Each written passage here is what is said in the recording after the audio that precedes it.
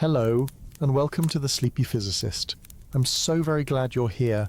Whether you're curled beneath a warm blanket, quietly rocking in a favourite chair, or simply letting your breath slow after a long day, this space was made for you. Tonight, we begin a calm and curious journey, not just through space or stars, but through something much more elusive, time. Time surrounds you. You live in it, move through it, measure it with clocks and calendars and memories. But tonight we'll set aside the rush of hours and the ticking of minutes. We'll step gently into a softer kind of time, one that bends and drifts like mist on the surface of a lake. Now, I should mention, I've done my best to make this video truly soothing, but science, even sleepy science, can be unexpectedly captivating. If this keeps your mind awake for a while, well, I hope it carries you somewhere peaceful, and maybe even somewhere a little wiser. If you're already feeling comforted by this quiet space, I'd be ever so grateful if you gave the video a gentle like. And if you'd like to support The Sleepy Physicist and help more dreaming minds find their way here, there's a super thanks button below, or you might consider becoming a channel member. It really means the world. And now, with your body resting, your mind open, and your thoughts beginning to float, let's drift together to the very edge of time. It begins not with a bang or a bell, but with a hush. Time. You hear the word every day, but when you stop and listen to it, and really listen, it becomes slippery, like water in Libyan hands. It slips between definitions. It resists holding still. Even the word itself feels quiet, doesn't it? A breathy sigh of syllables, soft and slow. What is time? You might say it's the ticking of a clock, the rise and fall of the sun, the rhythm of sleep and waking. But those are just signs of time, shadows it casts on your world. Time itself is harder to pin down. And yet every moment of your life has happened inside it. Every thought you've ever had unfolded in its flow. Let's begin then with something simple. A straight line. Imagine drawing one across a blank sheet of paper, left to right, beginning to end. That line is how most of us picture time. A past, a present, a future. A road we walk forward step by step. But physics tells a different story. It whispers that the line may bend, that the future might ripple into the past, that time, this soft and constant presence, may not be constant at all. As we float tonight, we'll visit many corners of this mystery. But first, imagine yourself standing still, perfectly still in a vast field at dawn. The air is cool. The sky is a pale shade of lavender blue. In the distance something glimmers, a dew-covered web, catching the first hints of light. Time perhaps is like that web. Each thread connects to another, moments stretching outward, intersecting. And depending on where you look and how, a different shape appears, a different story. For centuries people believed time was absolute, the same for everyone, everywhere. Like a river that always flows forward, always at the same speed. But in the early 20th century, one soft-spoken man with a wild mind, an Albert Einstein, suggested something radical, that time is relative. Relative. It changes depending on how fast you move, or how near you are to something massive. It bends near stars, though it stretches aboard speeding rockets. The ticking of your watch may not match someone else's, not because the watch is broken, but because time itself flows differently for each of you. You'll hear more about this later. For now, just hold the idea gently. Time is not fixed. Close your eyes. Imagine lying on a blanket under the night sky. Overhead, the stars seem still, ancient, eternal. But what you see is not out now. That starlight began its journey hundreds, thousands, even millions of years ago. The stars you see may already be gone. The present is never quite what you think it is. This chapter is about beginnings. Not just the start of our story together, but the beginning of curiosity. That warm little ache that rises when you sense something just beyond understanding. Tonight, let that ache be comfort, not confusion. You don't need to solve time, just listen to it. It is all around you, in your heartbeat, in the breath that slows as you lie still, in the silence between words. Some scientists now ask, what if the future can influence the past? It sounds strange, like a riddle. But in certain quantum experiments, tiny dances of particles and light, that's exactly what seems to happen. The outcome of an experiment may depend on what is about to happen, not just what already did. It's as if the universe is telling a story, not word by word, but all at once. the ending whispering to the beginning, shaping it like a hand shapes clay. You don't have to believe it. You don't even have to understand it fully. Just rest with it. Let it sit beside you like a quiet companion. Tonight, we've only brushed the edge, a single footstep into a forest filled with questions, but already time feels less like a ruler and more like a painting. One where every brushstroke matters, even those not yet made. Your life too is a painting, a soft blend of a memory and moment and maybe, something yet to arrive that is already waiting to touch your now. As you sink deeper into stillness, I invite you to carry one small, gentle question with you. What if the ticking you hear is not time passing, but time pausing to listen? And if time can listen, what else might it remember? Next, we'll step into your body to discover how you keep time, even when you're fast asleep.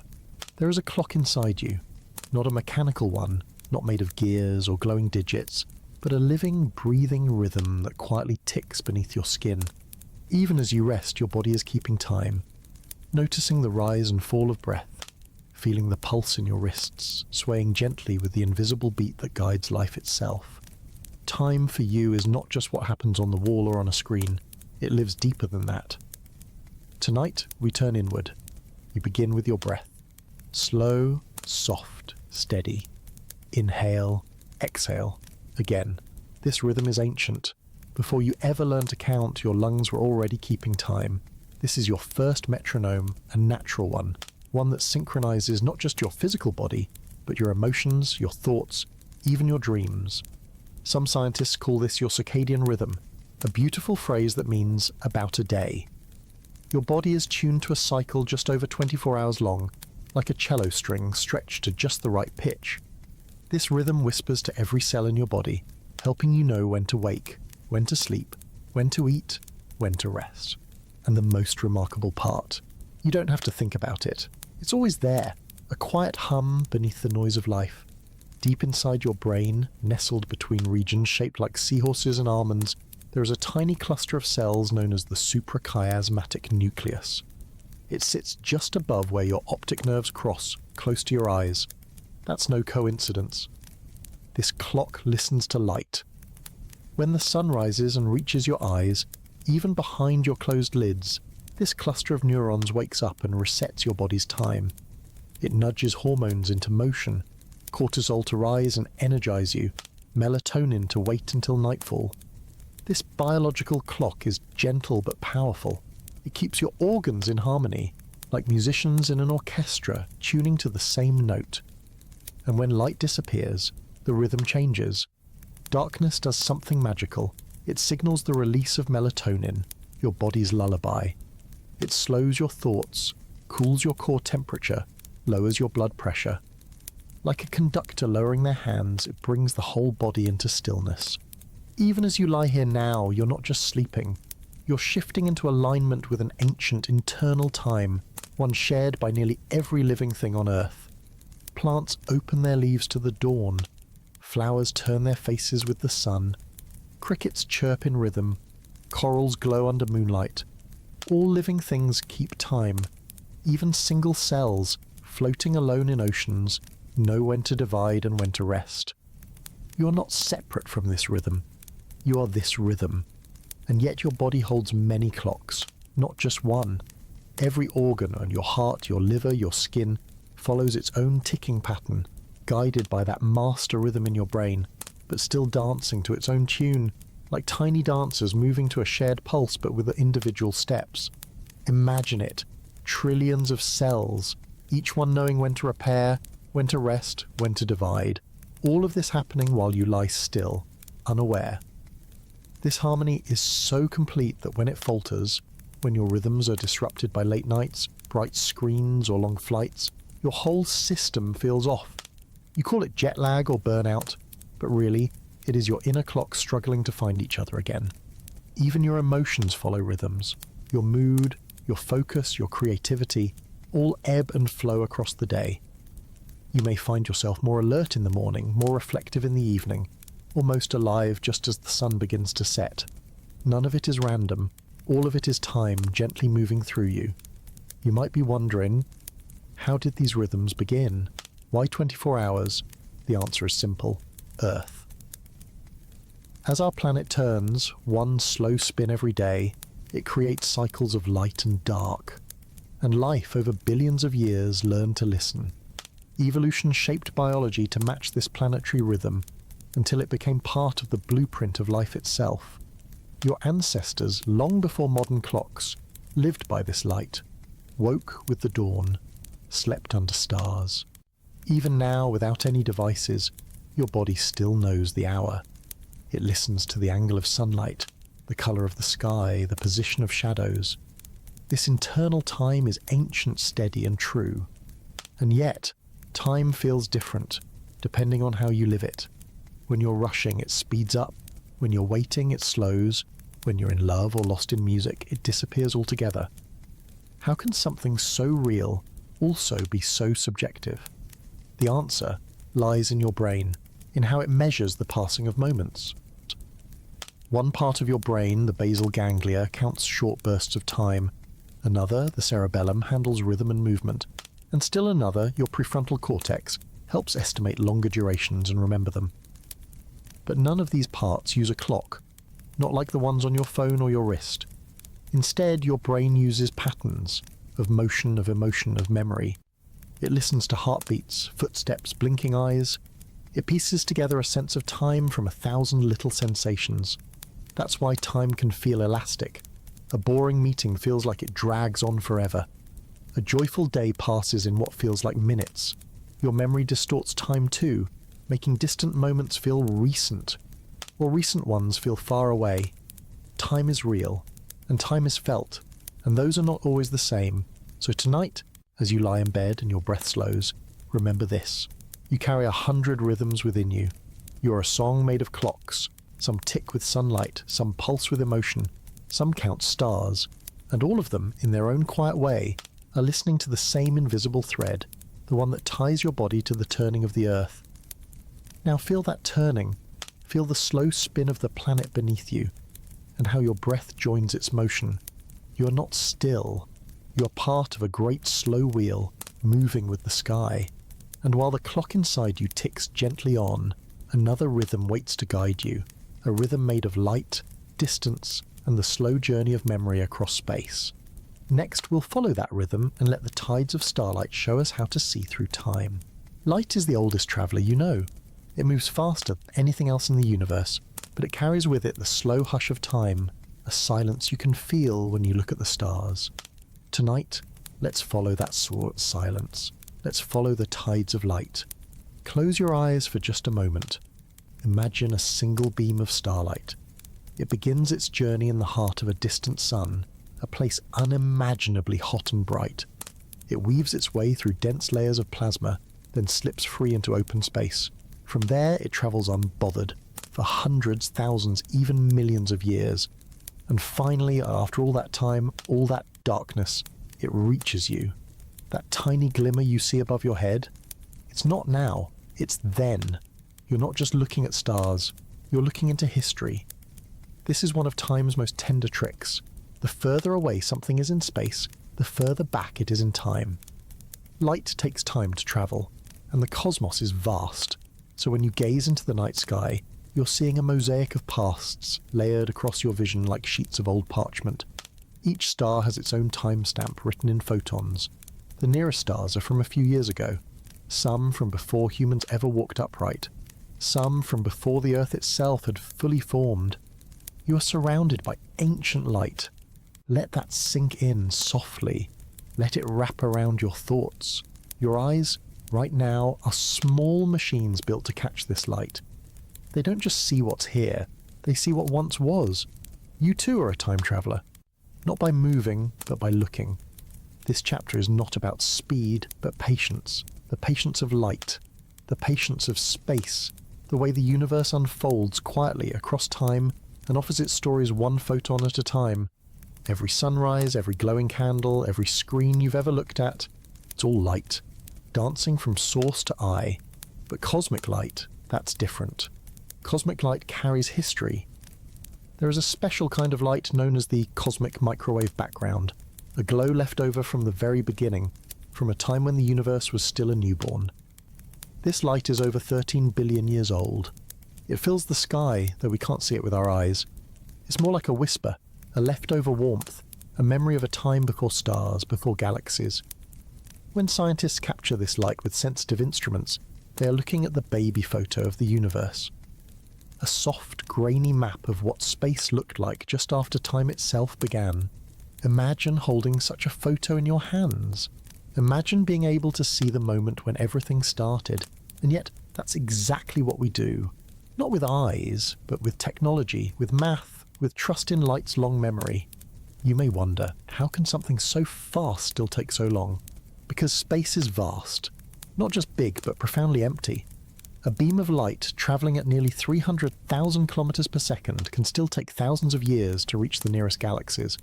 It moves so swiftly, yet the distance stretches endlessly in front of it. And here you are, a small warm human, lying in stillness, and catching these messages from across eternity. It's almost as if the universe wants to be remembered, wants to be seen. Each photon that reaches you had a path, a past, a patient wait. Some may have been absorbed and re-emitted countless times before ever escaping their birth star. Some may have curved around massive galaxies, following the warps in space made by gravity, a phenomenon called gravitational lensing. Even light can bend, not because it's weak, but because space itself is flexible. So the next time you look up, know this. You are not just looking into the sky, you're reading a letter from the past, a letter sent by light, sealed in speed and delivered in silence. Your body doesn't just keep time, it receives time. And this gift of light isn't only for scientists or telescopes. It's for you. Every time you pause and notice the way shadows stretch across a room, or how the late sun gilds the tips of trees, you're always watching time, whether you realize it or not. The glint in someone's eye, the golden edge of morning, the shimmer of stars, all of it is time, arriving as light. Now let's shift our gaze to the very act of seeing. When photons of light reach your eyes, they strike the cells at the back, rods and cones, tuned to brightness and colour. These cells convert the signal into electricity. That current travels along nerves, through tunnels in your brain, and eventually becomes sight. But even this too takes time, a tiny, tiny delay. Your perception is always a fraction of a second behind reality. You never live in the now, you live just after it. You're always watching echoes, and still it feels whole, it feels immediate. It feels like now, the universe gives you a gift. It delays itself, and you fill in the rest. So what is the present, really? Is it the moment the light hits your eye, the moment your brain interprets it, or the moment your heart reacts? There is no single now, only layers of near now stacked like petals, each shaped by light, shaped by distance, shaped by memory. And in this slow swirl of photons and feeling, you find your own place in time. Let that thought linger, like afterglow. You are made of atoms formed in stars that exploded long ago. Your vision is painted with starlight that began its journey before you were born. You are a place where light and time meet, gently, wordlessly, beautifully. Now, as you breathe in the quiet and let your thoughts drift outward, you may begin to wonder if time can be seen through light. What happens when it bends? What happens when space curves and time curves with it? In the next chapter, we will follow that curve and let Einstein's gentle twist carry us beyond straight lines. You live your life inside a quiet illusion. It tells you that space is flat, that time flows straight, that up and down are always the same. But the universe has its own language, a language of curves, of warps, of slow, graceful dances between matter and time. And one man a century ago heard that language more clearly than most, Albert Einstein. He didn't speak in riddles or codes. He listened deeply to what the world was trying to say, and what it whispered was this: time and space are not separate. They are woven together, like threads in the same cloth, and like cloth they can bend. Tonight, we rest in the soft folds of that cloth. Close your eyes and picture a trampoline, a wide stretched surface, held taut. Imagine placing a heavy ball in the center. The fabric dips, curving under the weight. Now roll a smaller ball nearby. It spirals towards the heavy one, not because it's pulled, but because it follows the curve in the surface. This gently is how gravity works.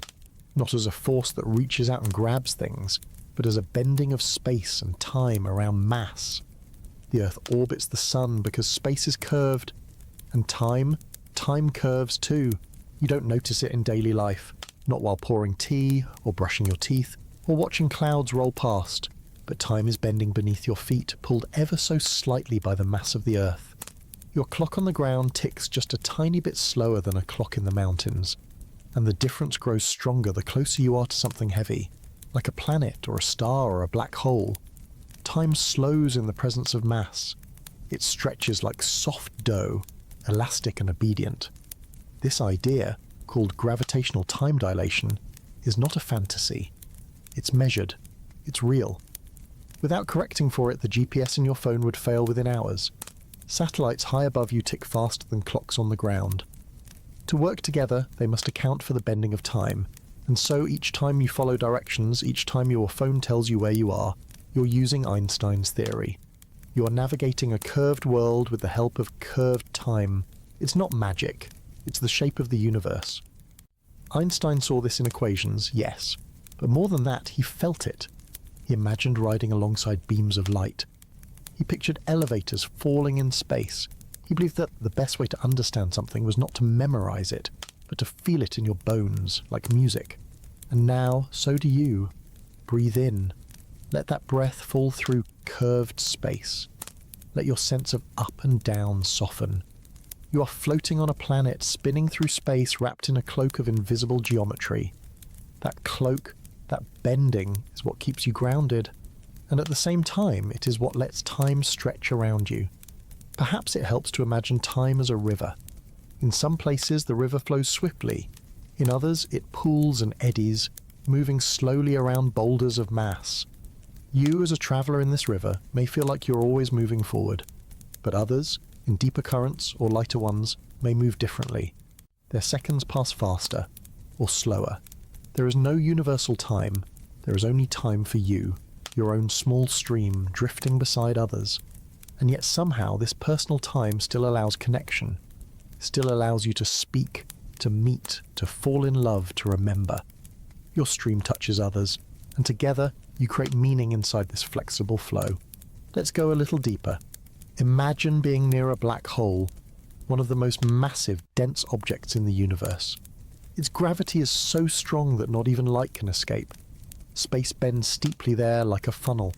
But time bends even more. If you were to hover near a black hole's edge, not crossing it, just close, your clock would slow almost to a halt compared to someone far away. To you, everything feels normal. A minute is a minute. But to the outside world, your minute might stretch into hours or days or more. This is not just theory. It's measured. It's part of the fabric of relativity, Einstein's gentle twist on the way we once saw time. And this twist doesn't stop with gravity. It appears again with motion. The faster you move, the slower your clock ticks compared to others. If you could ride a spaceship at near the speed of light, time for you would stretch out. You'd age more slowly. You'd return to find that the world had moved on. Years, perhaps decades, in what felt like only a few months to you. This is special relativity, another gift from Einstein, one that shows how motion and time are deeply, quietly connected. And while you're not racing through space tonight, you're always moving. The Earth spins, it orbits, the galaxy turns. Time is never standing still, and neither are you. You may not feel it, but the twist is always there. So here in your bed, surrounded by stillness, wrapped in a blanket of calm, you can rest with the knowledge that time is not rigid. It listens to the shape of things, it curves, it adapts, and so do you. You bend with your emotions, you stretch in your thoughts, you change speed with your joy and your grief. Maybe you too are made of time that bends. Let that idea settle deep. Let it hum through you like a quiet vibration. Einstein showed us that the universe is more like a story than a machine, not ticking but unfolding, not rigid but responsive. The past doesn't simply disappear, the future doesn't rush in. They all exist in a kind of shimmering whole, a space-time tapestry that you are gently moving through. And what if, just ahead in that tapestry, something strange happens? What if a moment like soft clay begins to stretch? What if time, in the presence of motion or gravity, starts to pull like taffy? In the next chapter, we'll explore those stretches, and drift through the slow dance of seconds that sway in space. Time does not always move the way you think it does. It stretches, it sways, it curves in quiet ways like sunlight bending through water. You walk through time every day, but tonight we will feel it drift around us, long and slow, like music without a beat. Begin here, in stillness. Let your breath slow, let your thoughts move like waves on a quiet lake. Nothing rushed, nothing sharp. You're floating. And while you float, time floats too. You've already heard how Einstein showed us that time can bend, pulled by mass or motion. But what does that feel like? Can time really stretch? Can one person's second be longer than another's? The answer, softly and surprisingly, is yes. This idea is called time dilation, and though it sounds complex, the meaning is simple and profound. Time is not the same for everyone, everywhere. It changes, it stretches. Let's begin with motion. Imagine you're on a train, a fast one, racing across a silent plain. Inside, everything feels normal. Your heart beats the same, your watch ticks quietly. You sip tea and watch the countryside roll by, but to someone standing still outside watching you pass, things are different. They see your time moving just a little slower. Your heartbeat stretches, your seconds lengthen. It's almost invisible, so subtle it hides beneath notice, but it's there. Now imagine that train moves not at regular speeds, but at a speed close to the speed of light. Suddenly the stretching becomes dramatic. A journey that feels like a day to you might look like a decade to someone waiting back home. Time stretches with speed. You move fast enough and time lets go of its grip. It loosens, it thins, it sways. But motion is only one part of the story. Let's now return to gravity, the great sculptor of space-time. The closer you are to something heavy, a planet, a star, a black hole, the slower your time runs. Gravity presses down not just on matter, but on moments. It squeezes them, slows them, thickens them like honey. You've likely never felt this. You walk on Earth, you live at its surface, and the difference is minuscule. But imagine someone standing atop a tall mountain. Their clock ticks slightly faster than yours at sea level. Not by much, maybe a few nanoseconds, but it's real. It has been measured. The closer you are to the pull of gravity, the more your seconds lag. In high towers, time runs faster. In valleys, it slows. Even your head ages a tiny bit faster than your feet. And still everything feels smooth. Time never stutters or skips. It flows gently, always forward, always in rhythm with where you are and how you move. That's the beauty of time dilation. It doesn't break your experience. It simply shifts it, like tuning an instrument to a different key. Let's imagine something together. You lie on a spaceship gliding through deep space, far from any stars, moving at incredible speed. To you, everything feels calm. You read and you think, you sleep. A month passes, but when you return to Earth, decades have gone by. Your friends are older. The world has changed. Time in your frame moved differently than time in theirs. This is not a dream. It's not science fiction. It's science, confirmed by real-world experiments with atomic clocks, placed on airplanes and satellites, tested again and again. Even now, astronauts aboard the International Space Station experience time just a bit differently than you do. Their seconds tick at a different pace, and yet, time always feels whole from within. That's what makes time dilation so quietly miraculous. It doesn't feel like stretching. You never notice the tug. You're always in the center of your own moment, and everything around you moves in sync. But to someone else, watching from a distance, your moments may seem longer, slower, more drawn out. It's a dance between frames of reference, each valid, each real. Einstein called this the principle of relativity, the idea that every observer experiences time and space in their own consistent way. There is no universal clock ticking in the sky, only local ones, personal ones. Time is yours. It follows you. And in this, there is something deeply comforting. You are never late to your own life. You are never behind. Time meets you exactly where you are. Let that settle in your breath. Let it stretch out across your chest like a sigh. You're not chasing time, you are flowing with it. Even when it stretches, even when it sways. Perhaps you've felt this in small human ways. A summer afternoon that lasts forever. A conversation that slips past without effort. A walk that stretches not in distance but in depth. This is emotional time, psychological time. It sways just like physical time, it shifts with meaning. In joy, time shortens. In sadness, it lengthens. In boredom, it drags. In awe, it disappears. You're not just a passenger of time, you feel it. You shape it. Even now, as your breath slows and your eyelids grow heavy, you are guiding time into softness. The seconds between your thoughts grow longer. The space between words begins to widen. You're entering the space where time stretches and gently, invisibly, just enough for sleep to find you. You don't need to hold on. Let the minutes drift. Let the clock lose focus. And while you rest in this swaying moment, there is one more idea to cradle. If time can stretch, if it can slow and bend, then the light we see must carry the signature of those stretches. In the next chapter, we'll follow that light again, but this time not across the sky, across ages. We'll return to the starlight and listen to how it travels through time itself. Starlight is slow, not because it hesitates. In fact, it races at the fastest speed allowed by the universe, but because the journey is long, so very long. Tonight you return to the sky, but not with the urgency of a telescope or the hunger of a scientist. No, you return like a listener sitting in a vast concert hall, waiting for a single soft note to arrive. The stars you see above you are speaking in delay. Their messages are late, gloriously, inevitably late. But this lateness is not a flaw, it's a gift.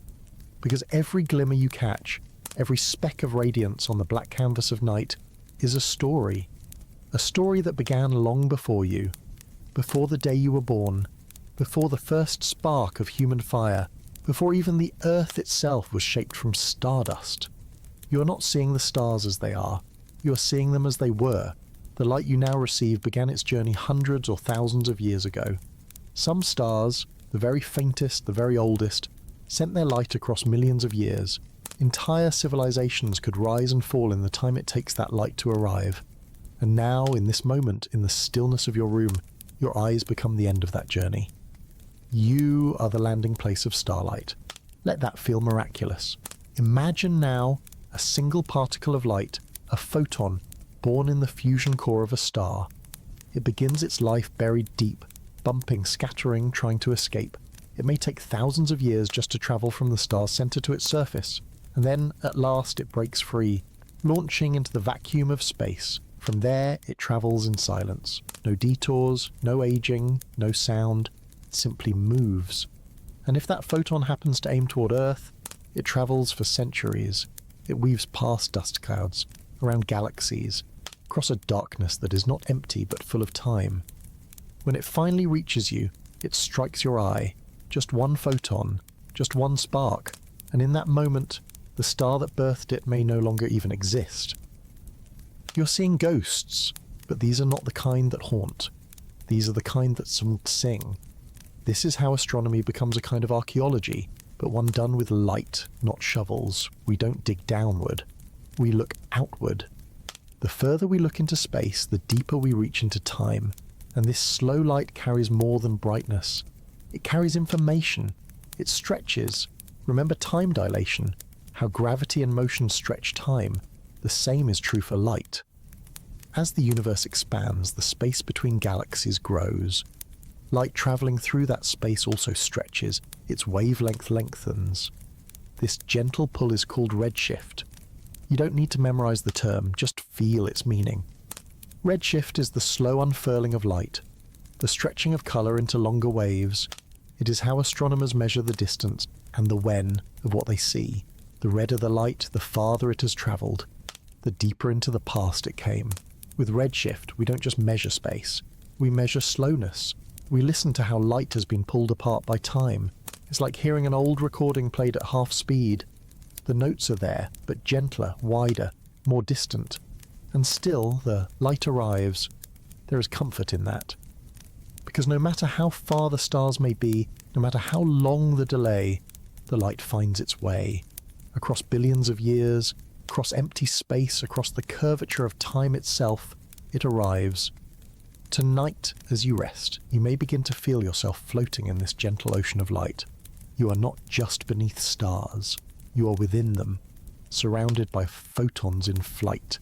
Ancient light brushes your skin. Even now, the warmth of your blanket, The glow of your screen, the shimmer of the moon outside your window, is all starlight, recycled, redirected, slowed down. Even the atoms in your body, carbon, oxygen, calcium, were born in stars. Your starlight condensed, a form of slow flame, a memory made flesh. And in your gaze those stars are remembered. You are not separate from the sky. You are its continuation. You are the eyes it made to see itself. Let this thought rock you gently. Let your mind become the night sky. Wide, dark, filled with soft, arriving stories. Because even now new light is on its way. It may take millions of years, but it's coming. It always is. Each moment is another ripple of brightness stretched over time. And with every glimmer, time stretches too. In the silence of deep space there is no ticking, no clock, only distance and delay, only light moving forward, always forward until it meets something that can receive it. You are that something. Your body is tuned to light. Your cells respond to it. Your sleep depends on it. You bloom in sunlight. You dream in starlight. And the stars? They are not just scenery. They are memory. They are history, whispered in mimes. So tonight, as you lie in the hush of your own breath, think of all the light still travelling, on its way from galaxies too distant to imagine. Think of the patience of that light, the softness of its journey, the way it never hurries, and ask yourself this: if light can cross the ages, carrying stories in silence, what else might travel that far? In the next chapter we'll meet something stranger still, a connection that spans distance instantly, a secret thread, soft and unseen, between two particles far apart. Let's follow that whisper into entanglement. There are stories in physics that read like poetry. Not loud stories, not ones of crashing particles or roaring explosions, but delicate ones, quiet, almost secret. Stories that whisper through the fabric of reality, too soft to be heard, too fast to be seen. Entanglement is one of those stories. Tonight, we float into the quantum realm, not to solve its puzzles, but to feel their shapes, to rest inside the mystery rather than untangle it. Because some mysteries aren't meant to be solved before sleep. They're meant to be held gently like a stone warmed by the sun. Begin with a pair, two particles, two tiny spinning specks, unimaginably small, invisible to the eye, born in the same moment from a shared event.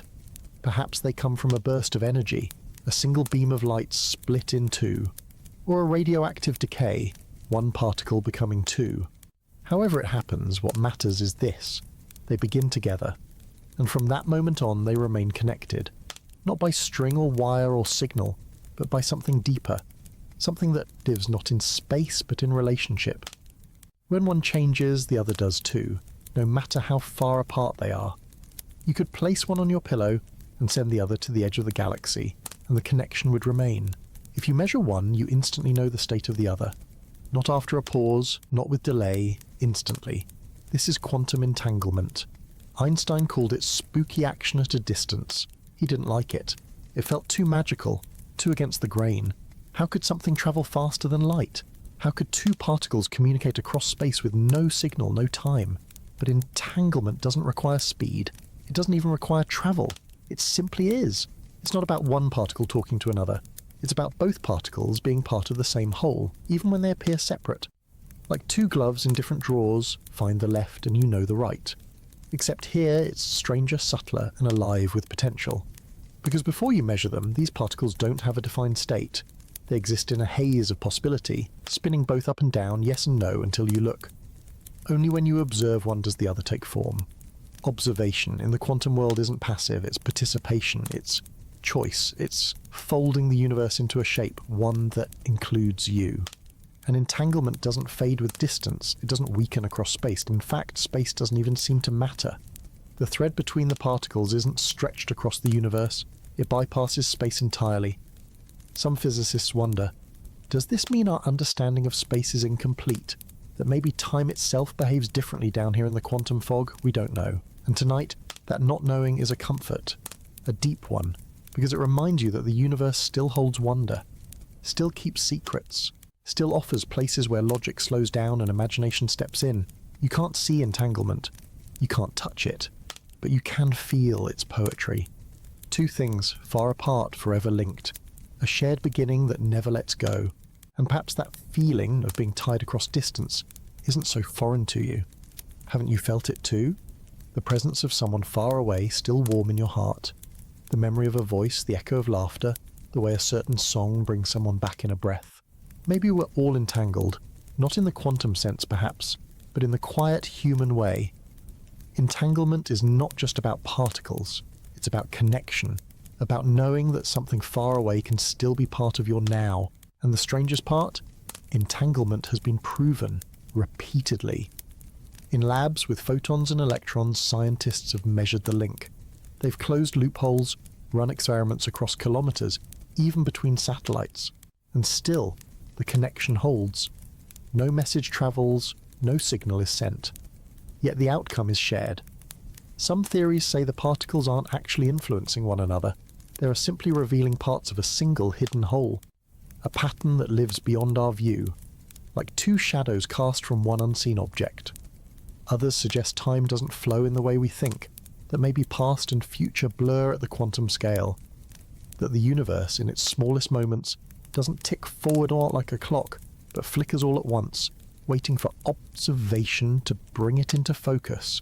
You don't need to decide, you don't need to choose a theory, just let the idea sit beside you. Two things, forever apart yet always one. In the stillness of your night, think of the particles, born together, pulled apart, and yet in their own way, still whispering, still waiting. It's easy to imagine entanglement as a thread, silver and fine, stretching between them.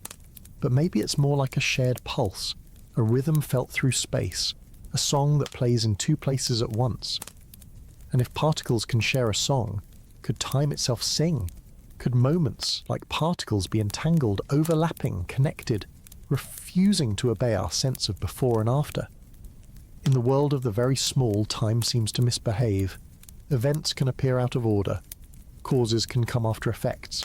And sometimes, just sometimes, it seems like the future reaches backward, tugging softly on the past. But that is another mystery. One we'll explore together as we drift gently into the next chapter and begin dreaming backward. Time is not always invisible. Sometimes it's buried, layered, pressed down, hardened and waiting. Tonight we leave the sky for something quieter, the ground beneath your feet. We step away from particles and light and slip instead into the slow breath of earth. The past lives in the pebbles. Pick one up, smooth, cool, silent. Just a pebble, you might think, ordinary, forgettable. But hold it for a moment longer, and it begins to whisper. This piece of stone is old, older than memory, older than trees. It may have once been a mountain, crumbled by rain and wind. It may have sat at the bottom of an ocean. It may have flowed in lava, frozen mid-motion. A single pebble holds a chapter of Earth's story, written not in words, but in texture, weight, and shape. You are holding time, made solid. This is the language of geology, the deep, patient time of rock and pressure and change. It moves more slowly than seasons, slower than years. Geological time is measured in millions of years, in eons, in transformations too gradual to feel, and yet here it is, beneath your fingertips. Breathe in, let the slowness settle in your chest. Imagine standing at the edge of a canyon. Red walls rise around you, striped with layers of sediment, each one a different colour, a different age.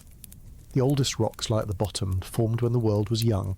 The youngest sit near the top, like the final lines of a poem still being written. These layers are pages, and Earth is a book. Each flood, each drought, each windstorm or glacial scrape leaves its mark. Layer upon layer, memory becomes stone. We call this stratigraphy, the study of layers. It lets scientists look back in time, not with a clock, but with a shovel. The deeper you dig, the farther back you go, until you reach a time before humans, before animals, before even complex life. Some rocks are billions of years old. They were here when Earth's surface first cooled, when the planet's crust formed like skin over molten fire. They remember the first oceans, the shifting of continents, the rise of mountain ranges only to be worn away again. They remember meteor impacts and mass extinctions, the oxygenation of the atmosphere, the shaping of valleys, the sculpting of cliffs. And every time you walk across a field or beach or sidewalk, you're walking across memory.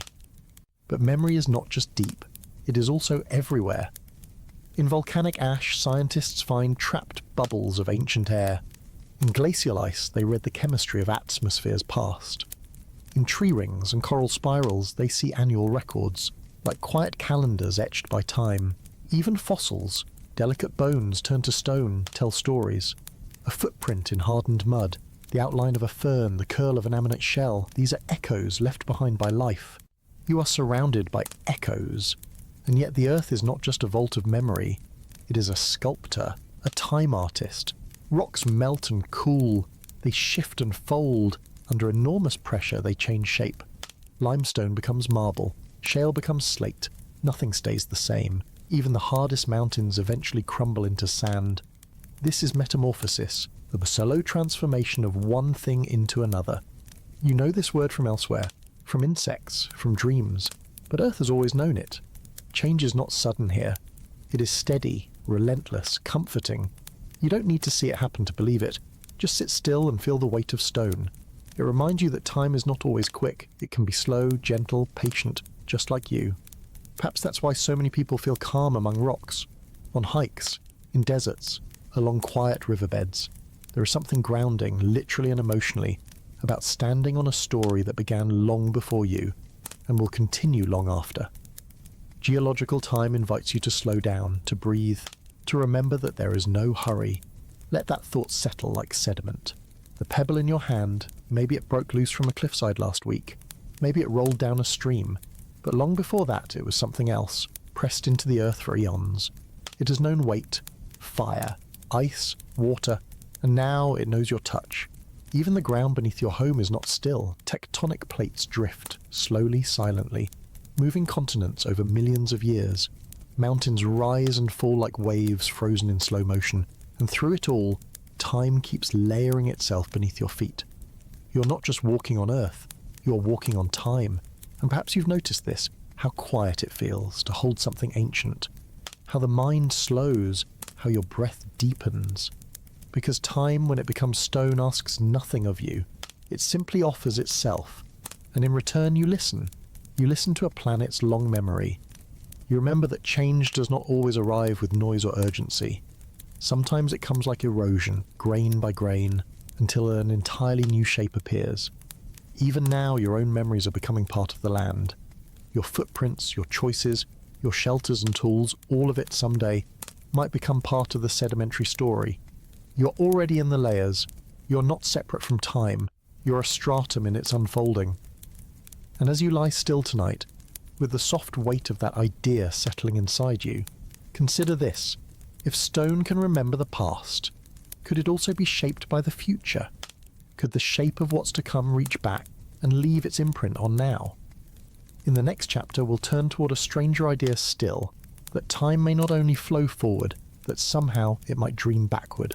What if time isn't a one-way street? What if, just maybe, some things don't follow the rules we expect? What if, under certain conditions, the future and the past lean into each other, like trees whose branches softly touch?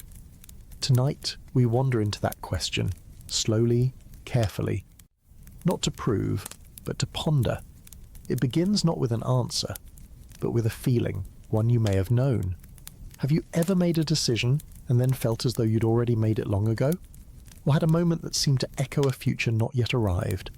You're not alone. Of course the brain is a marvellous storyteller. It weaves patterns out of coincidence. It fills gaps. But tonight, we let the questions float beside us, not to solve, but to feel. We're entering the idea of retrocausality, a gentle, careful suggestion from some corners of quantum physics that perhaps effects can ripple backward, that something in the future might, in a quiet way, shape the past. It's a strange idea, a whispered reversal. Let's first step into the quantum world, where uncertainty lives and things exist in clouds of possibility. There, a particle might take many paths until one is observed. It behaves as if it is both here and there until it is seen. But what if the outcome of your measurement doesn't just reflect what the particle did? What if it helps decide it? What if your act of seeing doesn't just collapse the future, but nudges the past? In certain quantum experiments, like the delayed choice quantum eraser, scientists set up conditions where the way a particle behaves seems to depend not just on what happens before it, but on what's chosen after. Light can act like a particle or a wave. That part is well known. But in this experiment, how the light behaves appears to be influenced by a choice made after it has already travelled through part of the setup.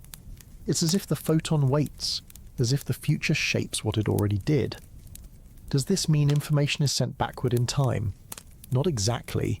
Most scientists believe these results don't violate causality, the basic order of cause and effect, but they do nudge the boundary.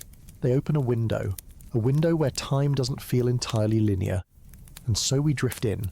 Imagine time as a pond. You drop a stone into the centre, the present. The ripples move outward in all directions, forward into the future, backward into the past. Most of the time we only notice the ripples ahead, but what if the past too trembles softly from the echo? Retrocausality doesn't claim to reverse time like rewinding a film. It doesn't suggest you can send letters to yesterday.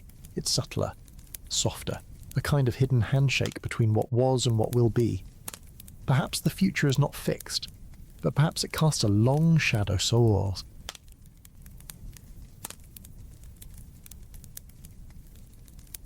One that stretches backward through the decisions we make now. And maybe you felt that shadow. In dreams, in instincts, in the strange clarity that sometimes comes before big changes. Not prediction exactly, but alignment. A sense that time might be folding in, not just stretching out. It's tempting to romanticize. But science too is curious. Though most interpretations of quantum mechanics avoid the idea of backward causation, some do allow it. In one interpretation, the two-state vector formalism, particles are influenced by conditions both in the past and in the future. Their behavior emerges from a meeting point between then and later. Two waves, one from behind, one from ahead, overlapping in the present. It's a beautiful idea, and even if it turns out not to be true, it holds a kind of poetry, reminding us that the story isn't always told in one direction. You might wonder, does this have anything to do with you? With the way you live? The way you remember? Perhaps more than we realise. Because memory itself is not fixed. It shifts. It rewrites. It is shaped by how you feel now about what happened then. The present colours the past. That's not magic. It's neuroscience. But the emotional truth is no less powerful. You live in both directions. Your past is always becoming new, and your future is already part of your thoughts. Sometimes, just before something changes in your life, your dreams become vivid, your thoughts quiet. Something inside begins to prepare, not because you know the future, but because you're reaching for it. Perhaps the future is reaching back. You don't need to believe in retrocausality to feel its rhythm. It lives in art, in longing, in memory, in the way we say, "I knew this was coming," not because we saw it, but because we felt the shape of it. Time is not always a staircase. Sometimes it is a spiral. Sometimes it circles a moment more than once. And you, soft and luminous, are the point where those circles meet. You are a knot in the thread, a place where past and future tie gently together. Tonight, as you lie still, you may feel it. The sensation of time not just moving forward but surrounding you. The past behind your shoulder, the future just out of reach, and you, breathing quietly in the space between. A soft centre, a bright edge. There is no need to chase either direction. They are already part of you, and while retrocausality remains a question, a maybe, its presence reminds us to be gentle with what we think we know. Time is not a line, it is a fabric, and it shifts. Next, we'll meet the place where this question becomes even more intimate, where seeing isn't neutral, but powerful, where the mere act of observing shapes the world and turns possibility into presence.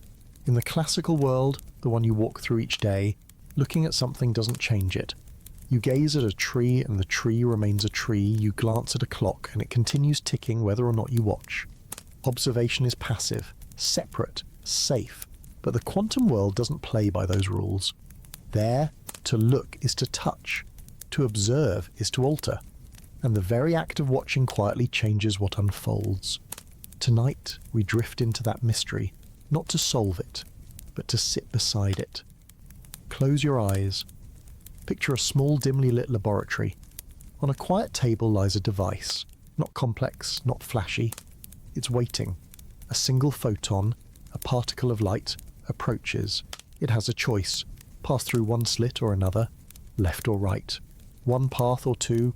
You might expect it to choose, to pick a side like a tiny marble rolling through a gap. But no, something stranger happens. If you don't measure it, if you simply let the photon travel unbothered, it behaves like a wave. It goes through both slits at once. It creates an interference pattern, like ripples on a pond colliding. The result is beautiful, soft and strange. But the moment you observe it, everything changes. Now it acts like a particle. It picks one slit. It chooses a side. The interference pattern disappears. Just by watching, you change what is real. This is the famous double-slit experiment, a cornerstone of quantum physics. It shows again and again that particles behave differently when measured, not just seen with human eyes, but interacted with in any way that reveals which path they took. The quantum world doesn't unfold independently. It unfolds with you, and you, or the observer, are not outside the system. You're inside it. This is not philosophy, it's physics. Still, no one entirely agrees on what it means. Some interpretations suggest that particles exist in a state of superposition, a cloud of all possible outcomes, until observation collapses that cloud into a single result. Others argue that observation simply selects from a set of hidden variables we don't yet understand, and some go even further, suggesting that all outcomes still happen, just in different branches of reality.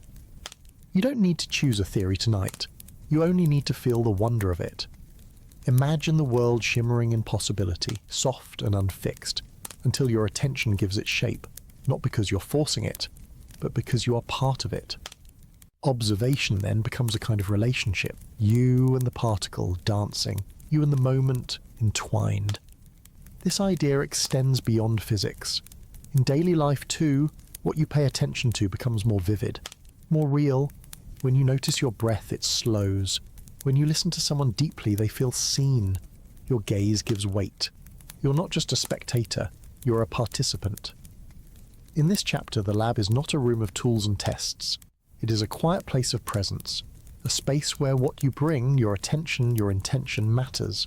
And so you begin to ask, what else do I shape just by seeing? What part of reality responds not to my actions, but to my awareness? Maybe your thoughts are particles. Maybe your emotions are waves.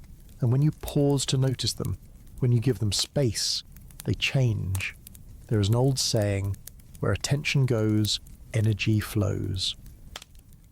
The quantum world seems to agree, even in experiments where machines, not humans, observe, the change still happens. It's not about consciousness, exactly. It's about interaction, about contact with possibility. Measurement changes the measured. So let's linger here, at this soft edge. You're breathing in a world of possibilities. Each moment is a kind of experiment. Each choice a kind of observation. You don't see all of the reality, only the version revealed through your presence. And that version is valid. It is yours. This isn't meant to cause anxiety, and it's meant to offer intimacy. The universe is not distant. It includes you. You don't live in a fixed story. You help tell it. Let that bring peace. Let that remind you that uncertainty is not chaos. It is openness. The quantum world resists being pinned down. It stays soft, pliable, changeable. That may frustrate the mind, but it soothes the heart. It means there is always room to begin again. Let's come back to the lab. Imagine the photon poised to move. It waits, not consciously, not like a person, but as potential, until something happens, until an interaction occurs. Then its path becomes real. That moment of collapsing from many possibilities into one is called wave function collapse. And while the math is clear, the meaning is still open.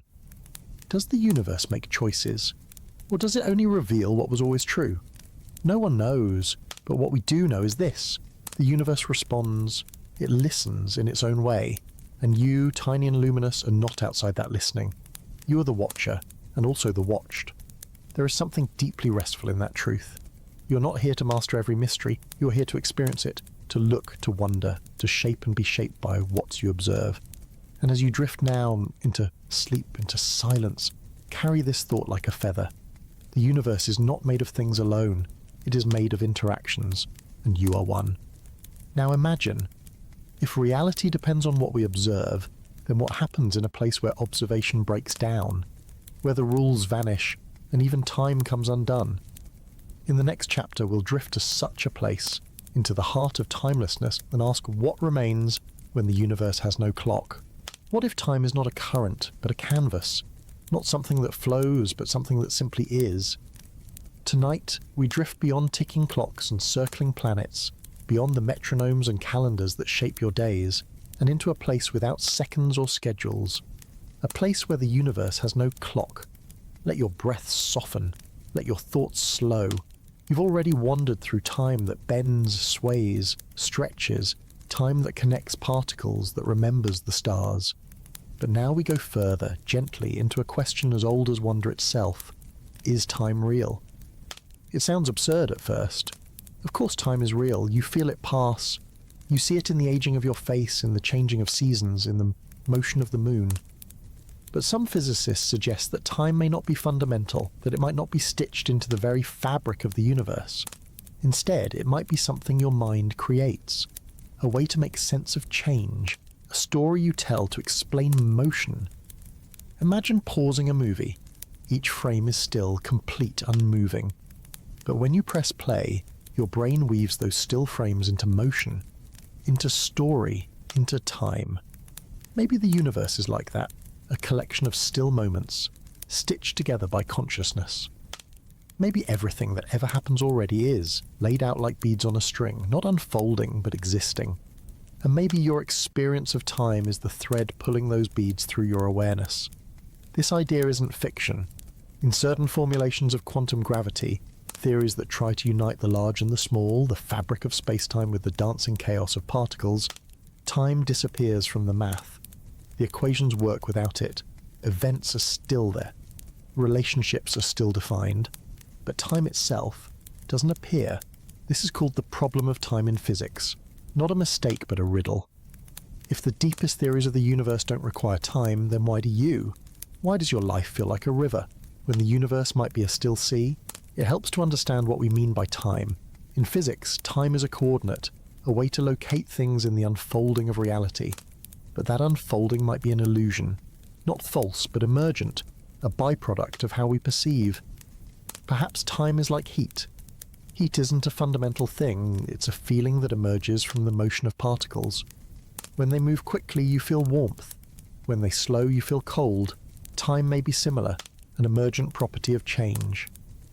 When things shift in a certain way, your brain strings the changes together into a timeline.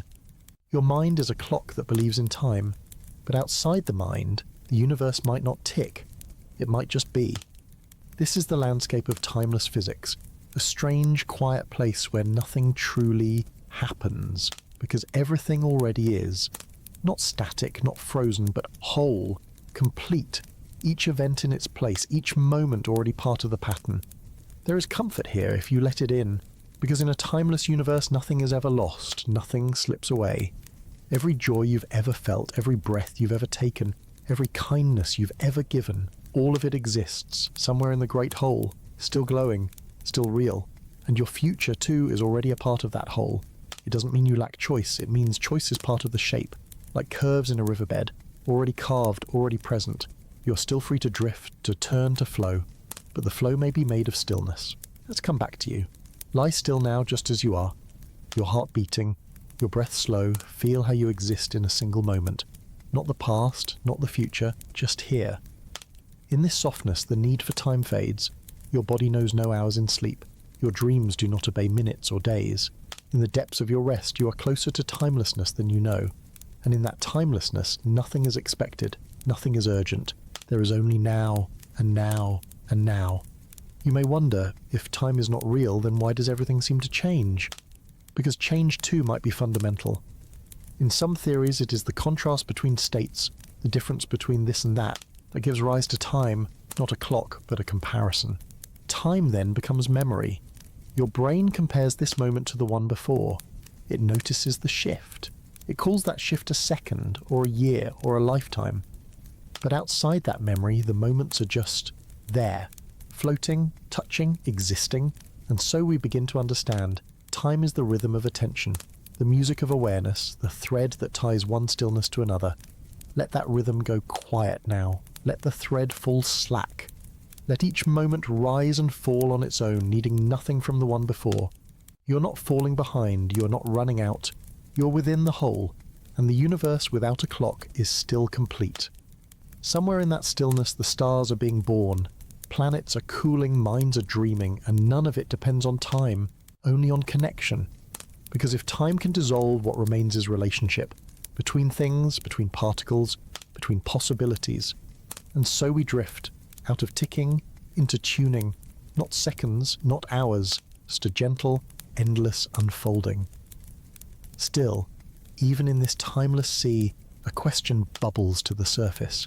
If time isn't fundamental, why does memory feel so vivid? Why does your mind build such careful stories of before and after? In the next chapter, we'll follow that question inward into the memory of atoms and the trace of time left behind. Memory is a quiet thread. It pulls you gently backward, not with force, but with a whisper, a scent, a sound, a sudden image in the mind. One moment rises, then another, each layered like silk, soft, worn, familiar. Tonight we drift into memory, yours and the universe's.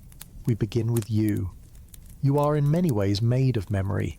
Your preferences, your fears, your joys, they are shaped by what you felt before. Memory isn't just what you recall, it's what you are. A scaffolding of experience, a shape drawn by time. But how does remembering happen? Deep inside your skull, your brain holds roughly 86 billion neurons. Each one is small, silent, and alive with possibility. But it's not the number that matters, it's the way they connect. Each neuron reaches toward others, forming a vast web of relationships. When you learn, when you remember, that web reshapes itself. Not just metaphorically, literally. A memory isn't stored like a file in a cabinet. It's written into the strength of those connections. When a scent reminds you of summer, or a song brings you to tears, what you're feeling is not a file being opened. It's a network being reawakened. This is synaptic plasticity, the ability of connections to change. And in this change, memory lives. Each thought leaves a fingerprint. Even now, as you listen, your brain is leaving gentle traces. Quiet echoes that may surface tomorrow or in a week, or only as a feeling you can't quite place. But memory doesn't belong only to the brain. It exists in cells, too. In the way your immune system remembers a virus. In the way your muscles recall movement. Memory is embedded in biology, a record of what's been, used to shape what will be. And it goes deeper still. What if memory exists even below life? What if the universe itself remembers? Not in the way you do, no photographs, no stories, but in a more elemental sense. A memory written in the way things interact, collide, change. In the world of quantum mechanics, there's a principle called unitarity, a beautiful word that means simply that information is never truly lost. Even when a particle decays, even when energy shifts and voids, the total information of the system remains intact. It may change form, it may scatter into complexity, but it's still there. The universe, in this view, is not forgetful. It holds the imprint of everything it has ever been. Even when systems become chaotic, when atoms ricochet and ripple into messiness, the rules say that in theory you could trace them back, rebuild the pattern, reconstruct the before. Practice. Of course, that's impossible. Too many variables, too much noise, but the law remains. Nothing is lost. Everything leaves a mark. Think of a drop of ink falling into water. The colour spreads, diffuses, becomes invisible, but it's still there.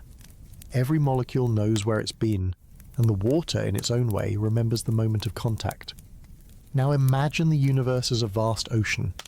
Every interaction, every spark, every touch leaves a ripple. These ripples are not seen, but they are felt, measured in entropy, in energy, in direction. They're why a broken glass doesn't unbreak. Why smoke doesn't return to the match. Not because it can't, but because the memory of what happened is carried forward in so many forms, scattered through so many layers, that to reverse it would require rewriting the entire room. Entropy as memory, spread wide. And you too carry that kind of memory. In your skin there are elements older than Earth. In your breath, atoms that passed through the lungs of others. In your bones, iron that was forged in stars. You are the memory of the universe shaped into form. Your very body tells a story, of origin, of motion, of inheritance. Your DNA remembers how to build you cell by cell from a language written long before you were born. And what is dreaming if not another form of remembering? Each night as you sleep, your brain sorts, restores, weaves, It sifts through the fragments, strengthens the important, lets go of the rest. Dreams are not nonsense, they're impressions in soft clay, shaped by what you felt and what you still long to understand. So tonight, let your memories be gentle, let them float. Not as burdens, but as petals, resting lightly on the surface of the self, because memory is not just looking backward, it is how you prepare for what's next. In remembering pain, you become careful. In remembering love, you reach out. In remembering wonder, you look up. And perhaps, even of the smallest things remember too, not with minds, not with stories, but with direction, with structure, with trace. The heat in a room remembers the light that warmed it. The curve of a canyon remembers the river that carved it. A fossil remembers a creature's final gesture. And so much of what we call time is really memory. The past is only gone if it leaves no trace. But everywhere you look, there are traces. In stone, in starlight, in the pulse of your own heart. You are a being made of memory, moving through a world that remembers too. And as you settle now into quietness, feel this. Every breath you take is a story, shaped by all the breaths before it. Every thought is a ripple, caused by thoughts long past. And somewhere gently drifting between quantum laws and the folds of your dreams, memory touches something else. A larger pattern, a slow dance of cause and consequence. Which leads to the next question. If memory connects the past to the present, what connects cause to effect? What quiet thread tells one thing to follow another? Next, we'll step softly into causality, the slow dance of things becoming, and wonder, what if the dance sometimes sways? Cause, then effect. That's how the world feels. You flip a switch and the light turns on. You speak and sound follows. You drop a stone and it falls. One thing leads to another. A steady rhythm. A quiet, dependable dance. Causality is the thread you hold on to, a sense of order. A map through time. Tonight we examine that thread gently, without tugging too hard, to see how it stretches and whether it might sometimes twist. Take a breath. You've already explored time's curves, its absence, and its memory. Now you meet its partner, sequence. Causality is the idea that every effect has a cause, that nothing just happens on its own. It's how we make sense of the world. Why did the tree fall? Because the wind blew hard. Why did the cup break? Because it slipped from your hand. But what happens in a world too small to see, in the quantum realm, the world of electrons, photons, and flickering probabilities? Causality begins to soften. There, events don't always follow strict lines. Sometimes they shimmer between paths. Sometimes what looks like a cause depends on how and when you observe it. Sometimes effect and cause are so tightly wound that it's hard to say which came first. Let's walk slowly into that shimmer. In a classical world, you can trace an event backward, like following footprints in the snow. But in certain quantum experiments, that trail is blurred. If you delay your choice of how to observe a system, the result seems to retroactively change what the particle did earlier. It's called the delayed choice experiment, a strange and delicate idea that suggests the past is not fully settled until the present is decided. Does that mean causality breaks? Not quite, but it does mean that what we mean by cause and effect might need a softer definition. Maybe cause isn't something rigid. Maybe it's more like influence, a tendency, not a rule. A tree doesn't have to fall when the wind blows, but it likely will. In quantum mechanics, the same logic applies. There is no guarantee, only likelihood. No firm arrow, only drift. And yet, when you zoom out to the scale of tea kettles, tides, and people, causality returns, stronger, simpler, reliable again. So why the difference? Because scale matters. At the quantum level, uncertainty is built in.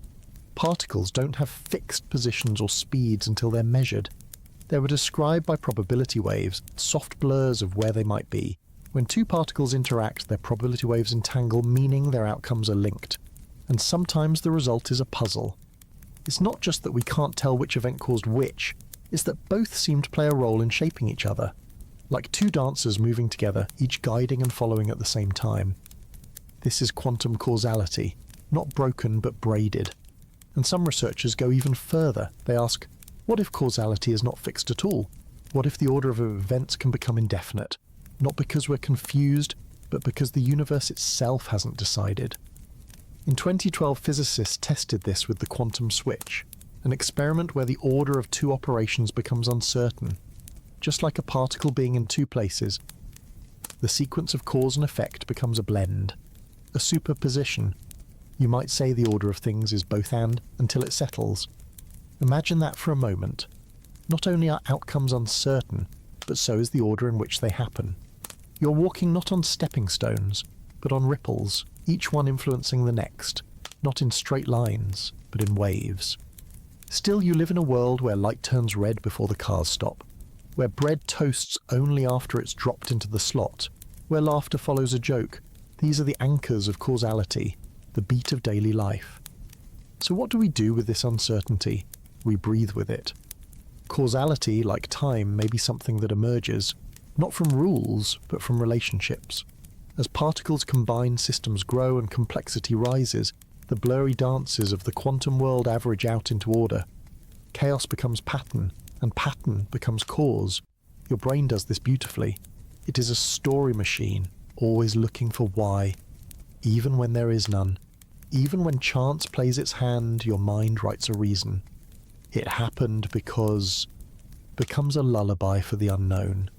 And sometimes that's enough. Sometimes story is causality. When you reflect on your life, when you trace how one meeting led to a decision, how one word changed your path, and you're mapping cause and effect. But you're also creating meaning. You are the weaver. You are the one who sees the dance and calls it a rhythm. So tonight, as you lie still, imagine the universe not as a machine of triggers and gears, but as a tapestry of influence, threads woven in all directions, some tight, some loose, some shimmering with possibility. In this tapestry, some events are firm, A causes B, others are softer. B nudges A, and still others are woven together inseparably. Causality is not a chain, it's a choreography. And you, quiet, thoughtful, full of motion, are part of that dance. Even now, your breath affects your heart, your thoughts affect your breath, and your memories reshape both. You are cause and effect dancing together. And so is everything. Let that be comforting.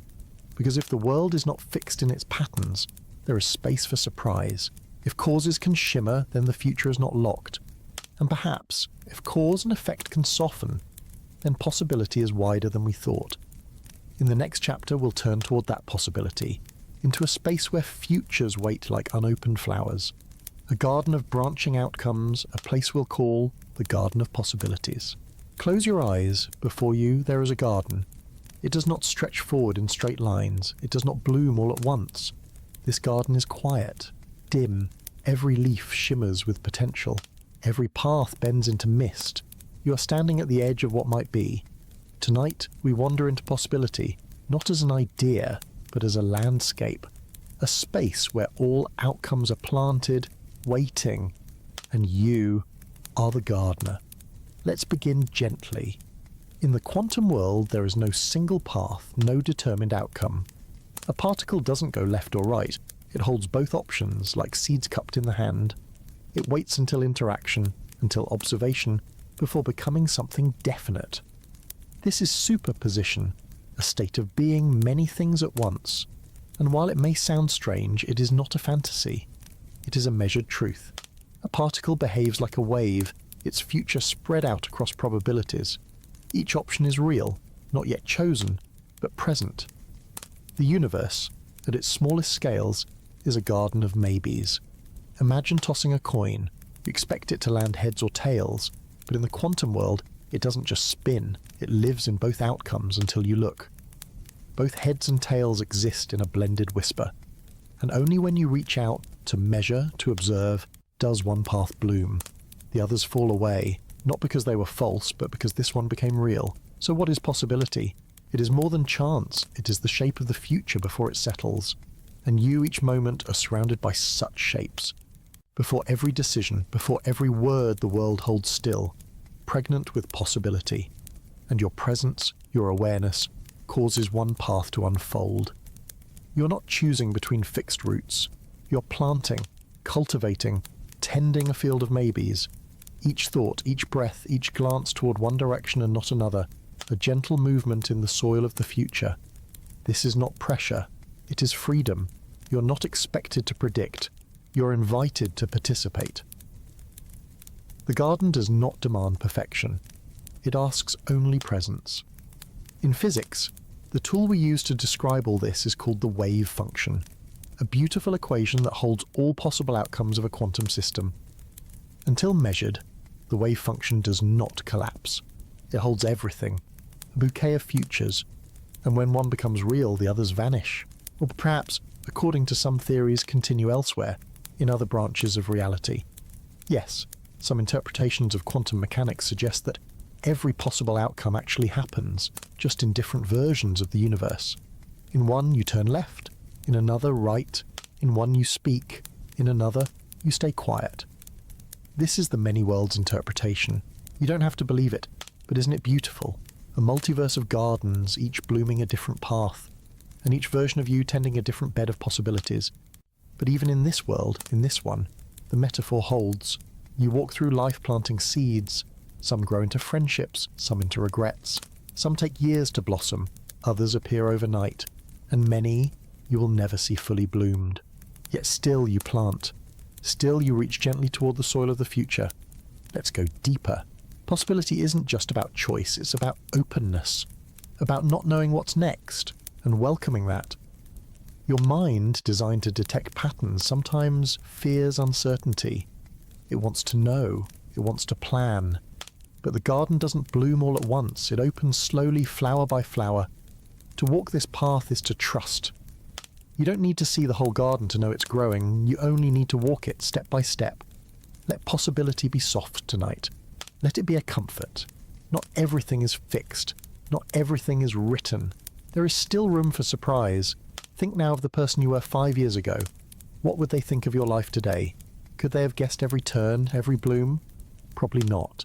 And yet those past seeds of courage, of curiosity, of change, shape the life you now inhabit. So too will the seeds you plant now, even these quiet ones, even this listening, even your rest shapes tomorrow.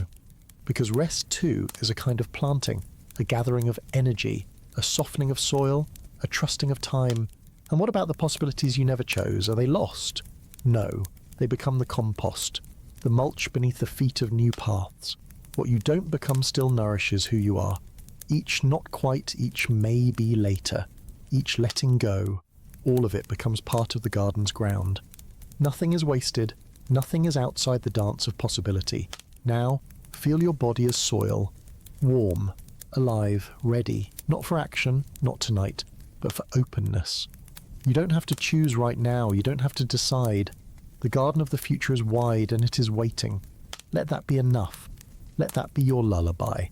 Because while the universe is governed by laws, by physics, by equations, it is also a place of potential, and potential is patient. It does not rush you.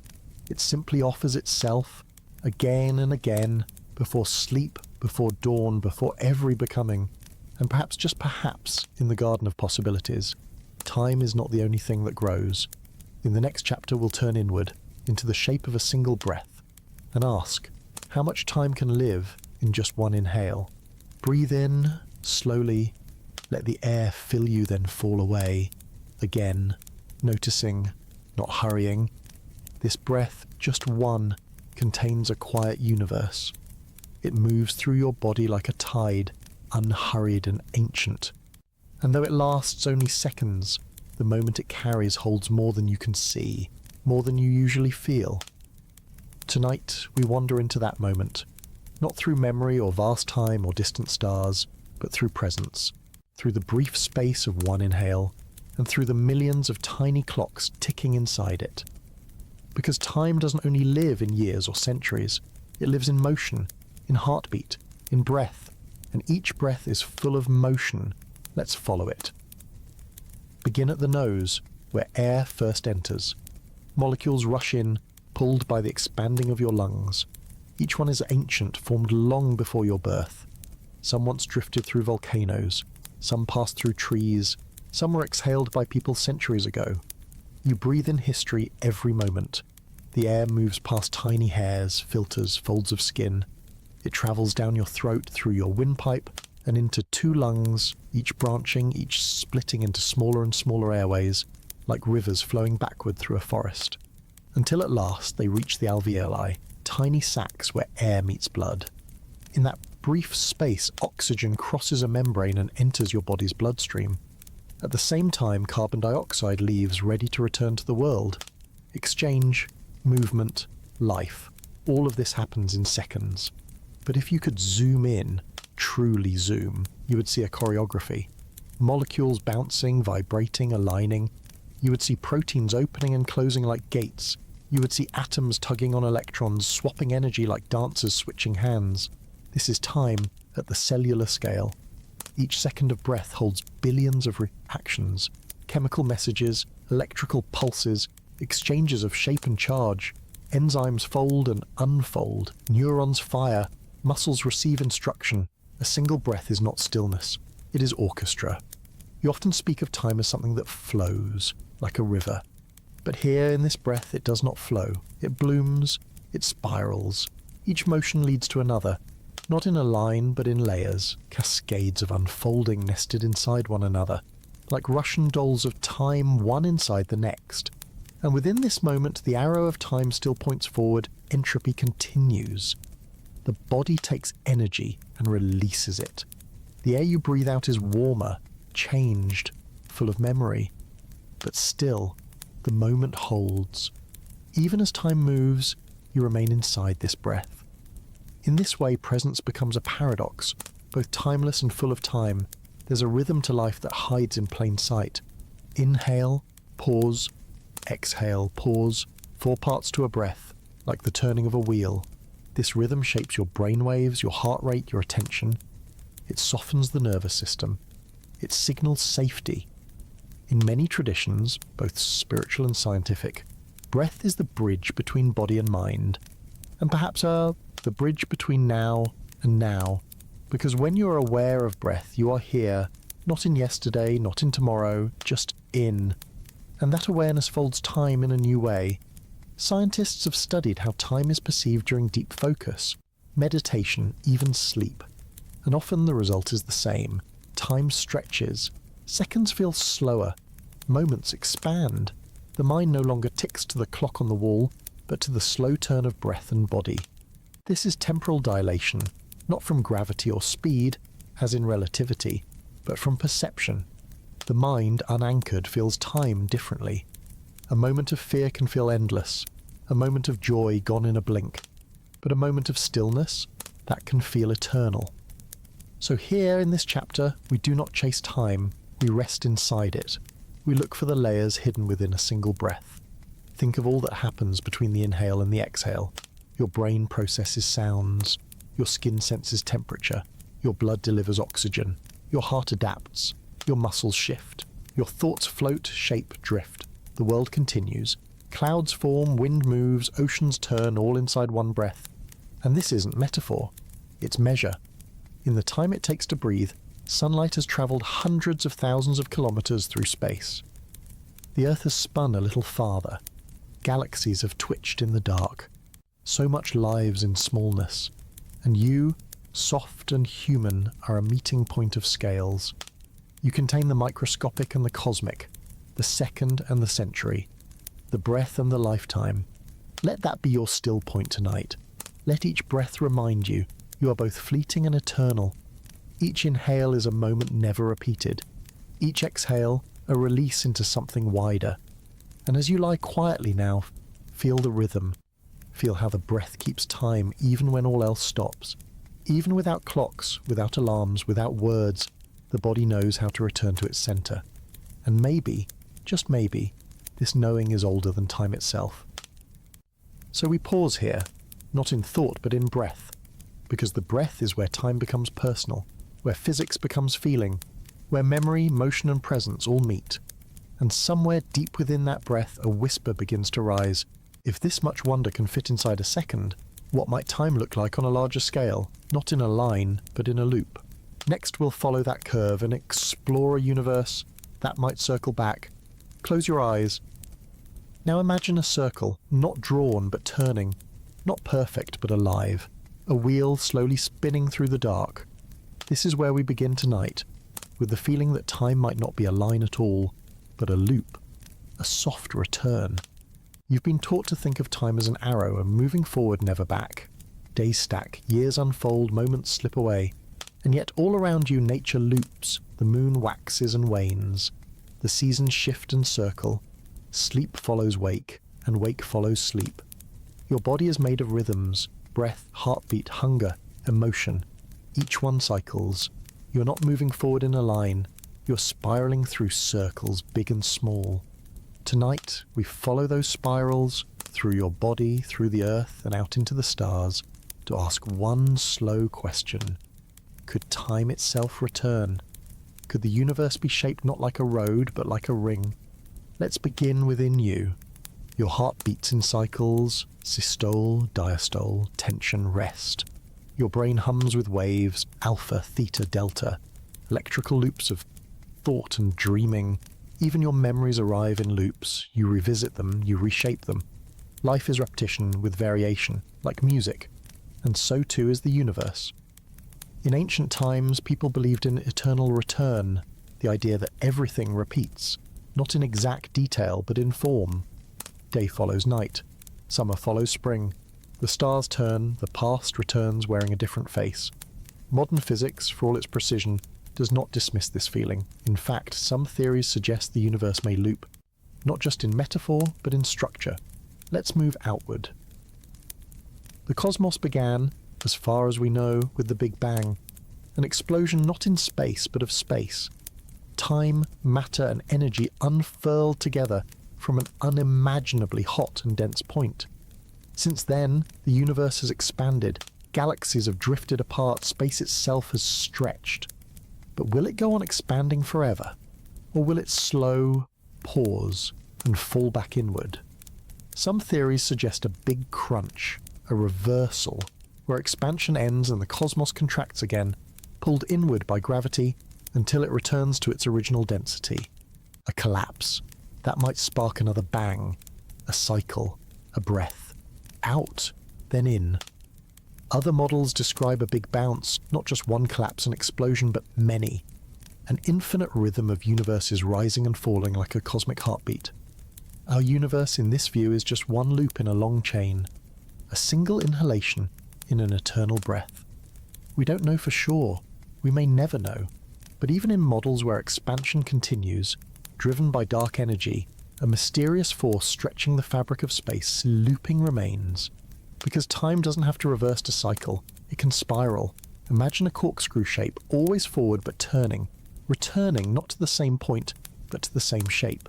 The seasons do this, so do sleep cycles, so do planetary orbits, so perhaps does the universe. Even on the grandest scale, there are patterns, recurring structures. Galaxies form in similar spirals. Stars are born, live and die in rhythmic ways. Elements cycle through stars, planets and life. And within your very cells, the same atoms have been used before, in other stars, other creatures, other times. You are part of the loop. Your thoughts, your breath, your voice, all shaped by ancient cycles, and maybe returning in new forms. Some scientists explore the idea of conformal cyclic cosmology, a vision proposed by mathematician Roger Penrose. In it, each universe ends in such smooth, stretched stillness that it becomes indistinguishable from the beginning of a new one. The end and the beginning match. A loop not in time alone, but in form. In this view, time as we understand it fades, but something continues. A blueprint, a rhythm, something timeless returns. And you, lying still tonight, are not separate from these possibilities. The atoms in your body once belonged to stars. You live in a galaxy that turns.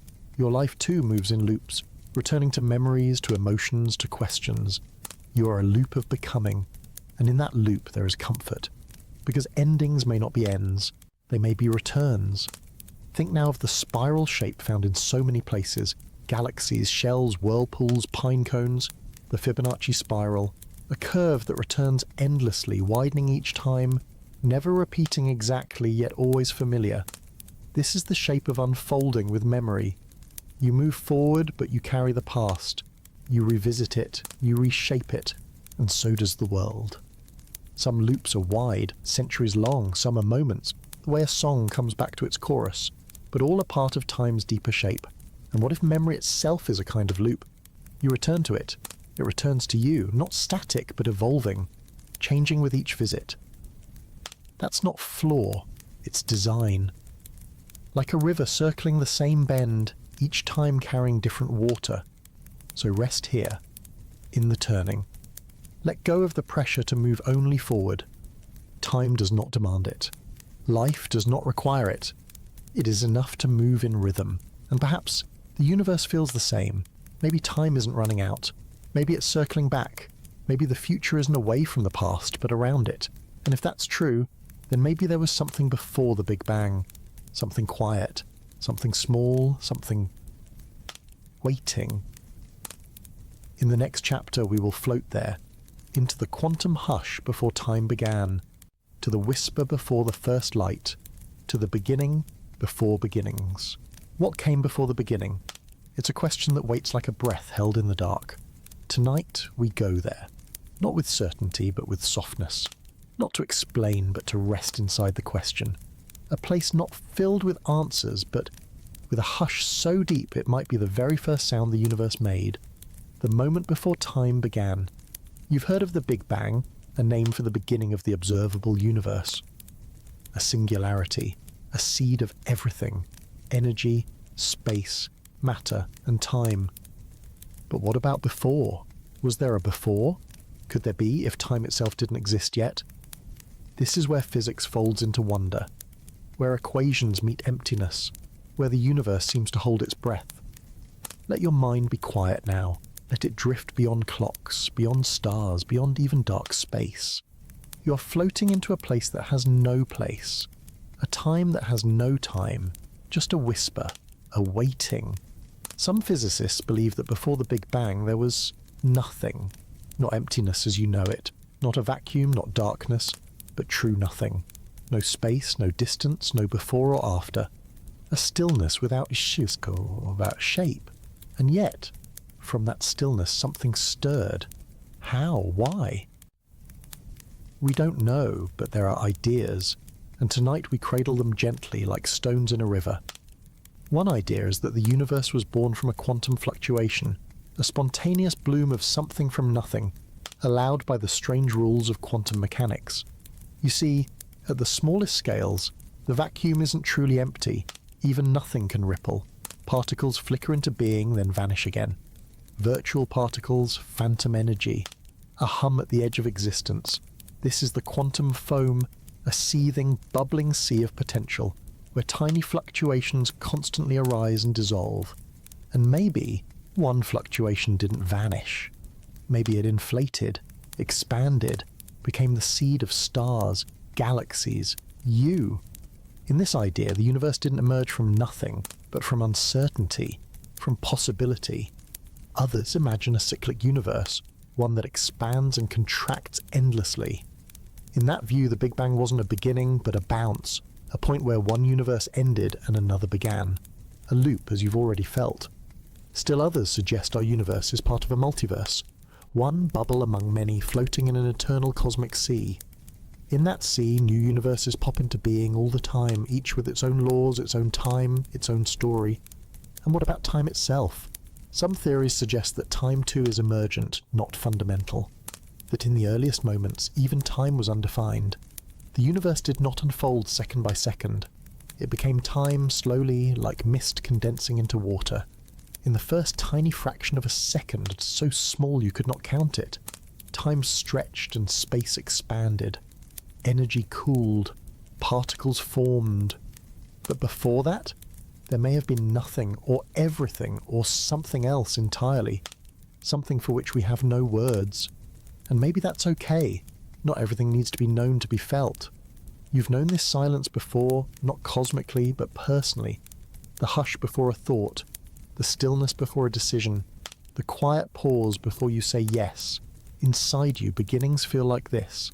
Not with noise, but with a shift, a leaning forward. Maybe the universe too began not with a bang, but with a breath, a soft inhale, a ripple of becoming. And if so, then you carry that ripple. You are made from particles born in the first moments after time began. Hydrogen formed minutes after the Big Bang. Stars shaped the rest.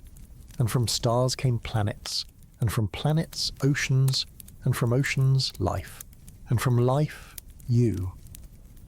You are the echo of that whisper. Even now your body holds atoms forged in the fire of that early unfolding.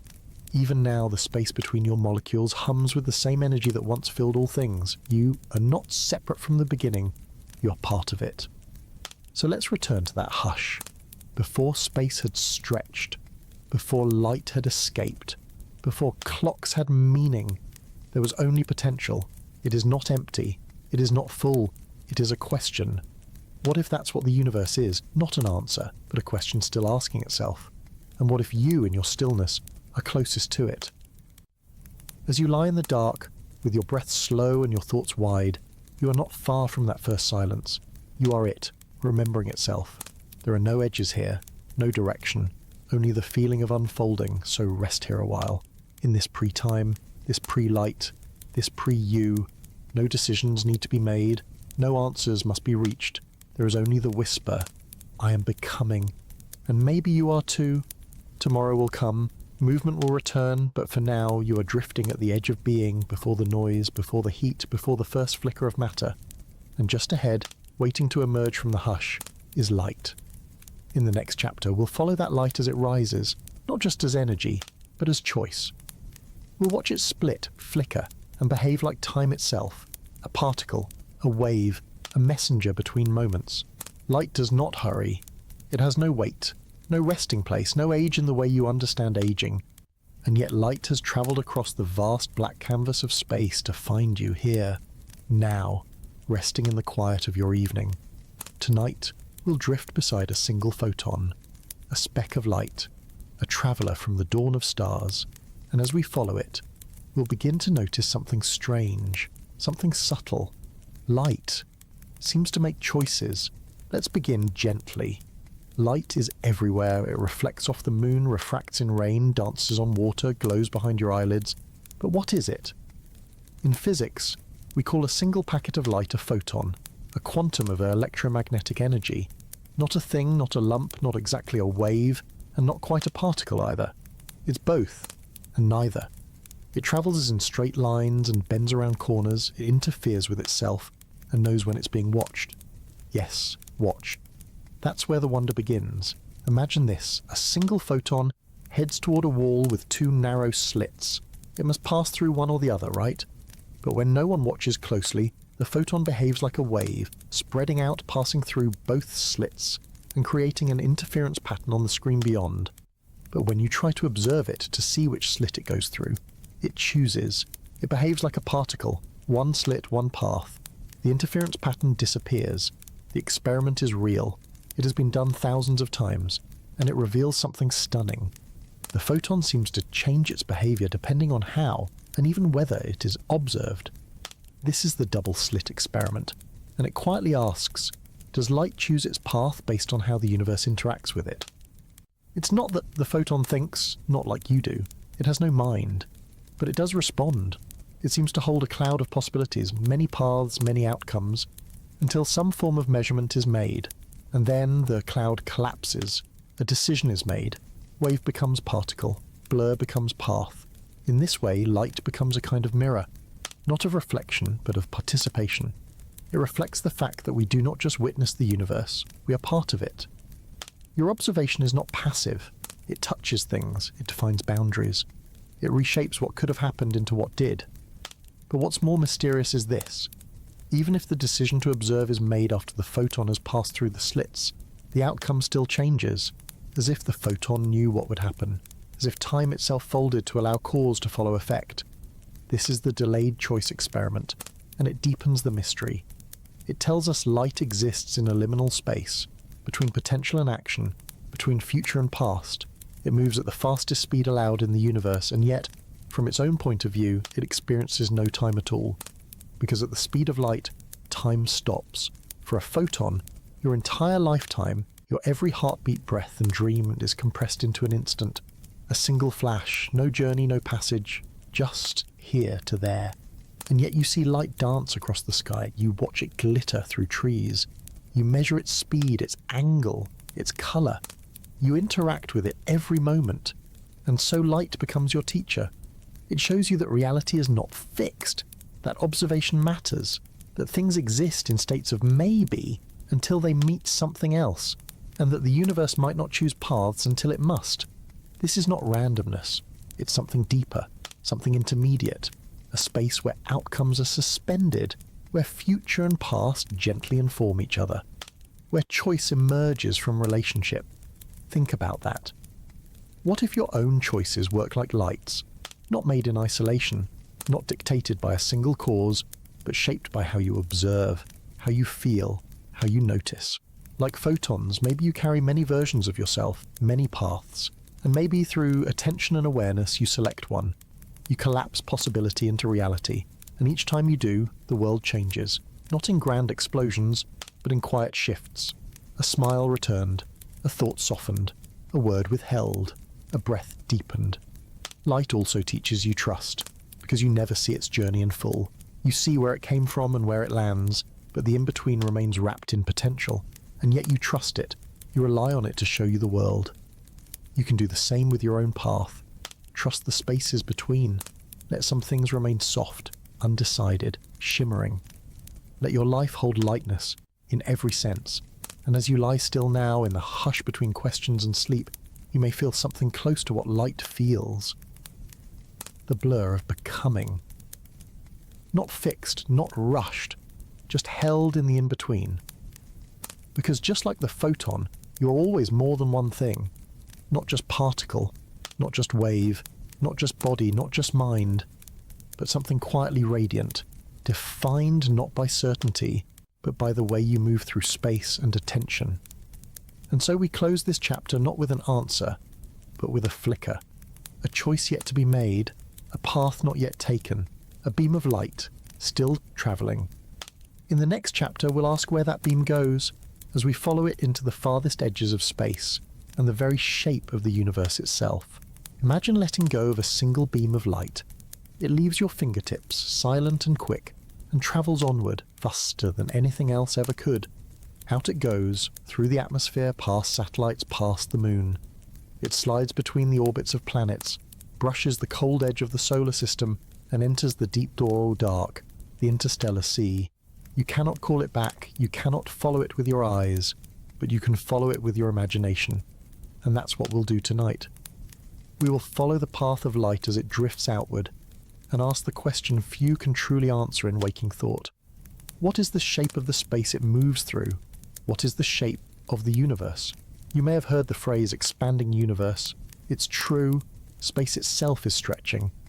Galaxies drift farther apart. Light travelling through space must fight this expansion. It stretches too, its wavelengths pulled longer, redder, cooler. This stretching is known as redshift, and it's one of the key clues that led scientists to understand the universe is not still. It's growing.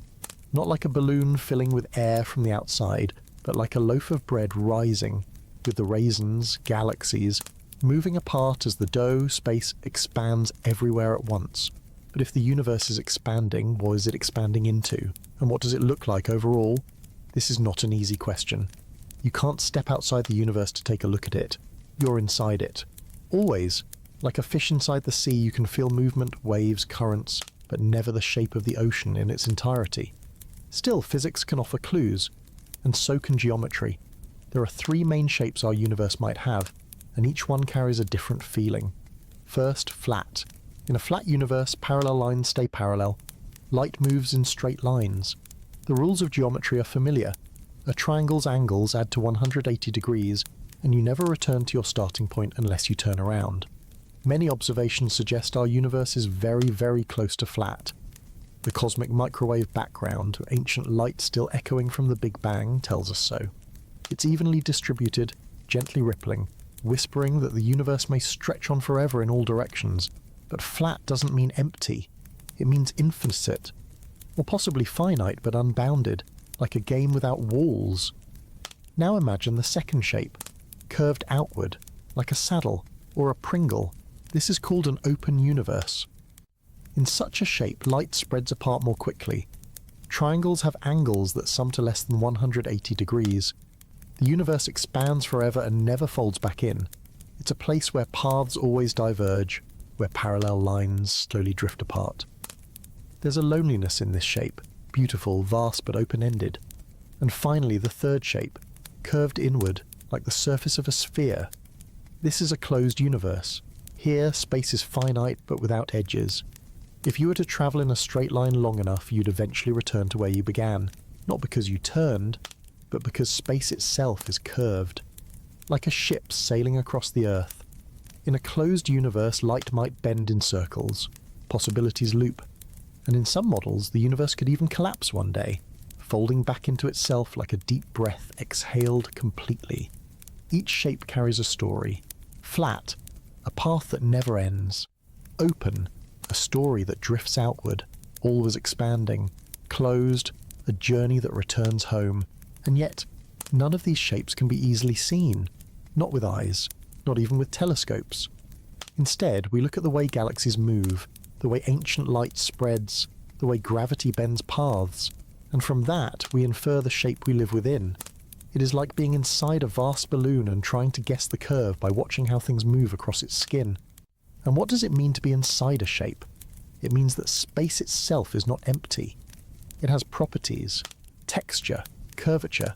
The universe is not just what's in space, it is space and time interwoven. Together they form a fabric, and that fabric bends. Mass and energy cause it to warp, to stretch and ripple. You see this in gravitational lensing, where light from distant galaxies curves around massive objects. Even light, which moves straight and fast, must follow the bends in the road. Einstein showed us this, that gravity is not a force pulling at a distance, but a shape. An object with mass tells space how to curve, and space tells objects how to move. And so light, ever obedient, flows through the bends, never resisting, just adjusting, like a river through a valley. So as you follow that beam of light we imagined, the one that left your fingertips, you realize it is not traveling through emptiness. It is following the subtle slopes and contours of the universe's shape. It will go on for billions of years, perhaps forever, or perhaps someday it will meet itself again. A circle closed, a message returned, and in the far future when galaxies grow dim and stars fade, that beam of light may be one of the last whispers of presence, still travelling, still remembering its path. And what does that mean for you? It means you are not separate from the shape. Your body too follows its curves. Your atoms bend space, even gently. You live not on top of the universe, but within its folds. Every breath you take happens in curved space. Every thought rides on time's own geometry. And so you belong here. No matter the shape, flat, open, or curved, you are a point inside it. You do not float in space, you are space. Just as a wave is not separate from the sea. And maybe, just maybe, the shape of the universe reflects something deeper. A longing to unfold, a pattern of becoming. A symmetry you sense, even if you cannot name it. So let your breath follow the curve now, let it rise and fall gently as if following the arc of galaxies. The shape of all things may still be unfolding, and you are part of that unfolding. Next we'll ride one of the oldest ripples in that fabric, a ghost of the ancient heat, and drift into the faint afterglow of creation itself. The cosmic microwave background, the sky's oldest whisper. Close your eyes and imagine warmth. Not the warmth of fire, but the faded, stretched warmth of something ancient, older than stars, older than galaxies, older than time as we feel it now. Tonight we listen for a whisper still echoing from the beginning. The cosmic microwave background, the sky's oldest light. It hums quietly all around you. You can't see it with your eyes, but it is there, bathing you. A faint glow from a time when the universe was young and glowing, and still forming its shape. To hear it, we must go back, not just thousands of years, not just millions, but almost 14 billion years, to a time when the universe was still glowing with heat and light, so dense and hot that atoms couldn't form and light couldn't move freely. It bounced and scattered, caught in a fog of charged particles. The universe then was like a glowing mist, thick with potential, bright with energy, but without definition. It was too hot for stillness, too wild for structure, but slowly it cooled. And about 380,000 years after the Big Bang, a blink cosmically, the fog began to clear. The first atoms formed. The universe became transparent. And in that moment, the light was released. That first light, that birth echo, has never stopped travelling. It's still moving, still stretching, still humming, and that's what we now call the cosmic microwave background, or CMB. It fills all of space, it reaches every direction. It's not coming from stars or galaxies, but from everywhere at once, the residue of creation. And it is astonishingly uniform. Wherever you look, the temperature of this ancient light is nearly the same, just under 3 degrees above absolute zero, but not exactly the same. Tiny fluctuations, just 1 part in 100,000 ripple through it, imperceptible bumps and dips in temperature. And those little ripples, they are everything. They are the seeds of galaxies, of stars, of planets. They are the slight imperfections that allowed gravity to gather, to shape, to form the cosmos we see today. Without them, the universe would be smooth and featureless. No stars, no atoms, no you. And so the sky's oldest whisper is not just a glow, it is a memory of the moment structure began, of the first hints of complexity, is the echo of a becoming. In 1965, 2 scientists, Arno Penzias and Robert Wilson, accidentally detected this whisper. They were calibrating an antenna trying to eliminate background noise when they heard a persistent hiss, a faint, even hum coming from every direction. It wasn't interference. It was the voice of the early universe, and it changed everything. The discovery confirmed the Big Bang Theory. It told us the universe had a beginning, a time when light first broke free and started its long, long journey outward. And we, here and now, are still touched by that light. The CMB is invisible to the human eye. Its wavelengths are too long, but with the right instruments we can map it. And when we do, we see not a flat sameness, but a mottled texture, like a softly painted sky speckled with the faint fingerprints of creation. And each speck tells a story. Each slight difference in temperature reflects a region of space that was a little more dense, or a little less, in that early moment. And from those differences, everything formed. You might think of the CMB as the baby picture of the universe, a portrait taken before galaxies were born, before atoms fully danced, before light had stars to shine from.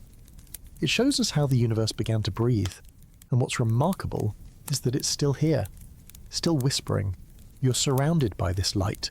You move through it daily. Every second, photons from the cosmic microwave background pass through your body. They are silent, harmless, gentle, like the background murmur of a sleeping forest. But they are also ancient.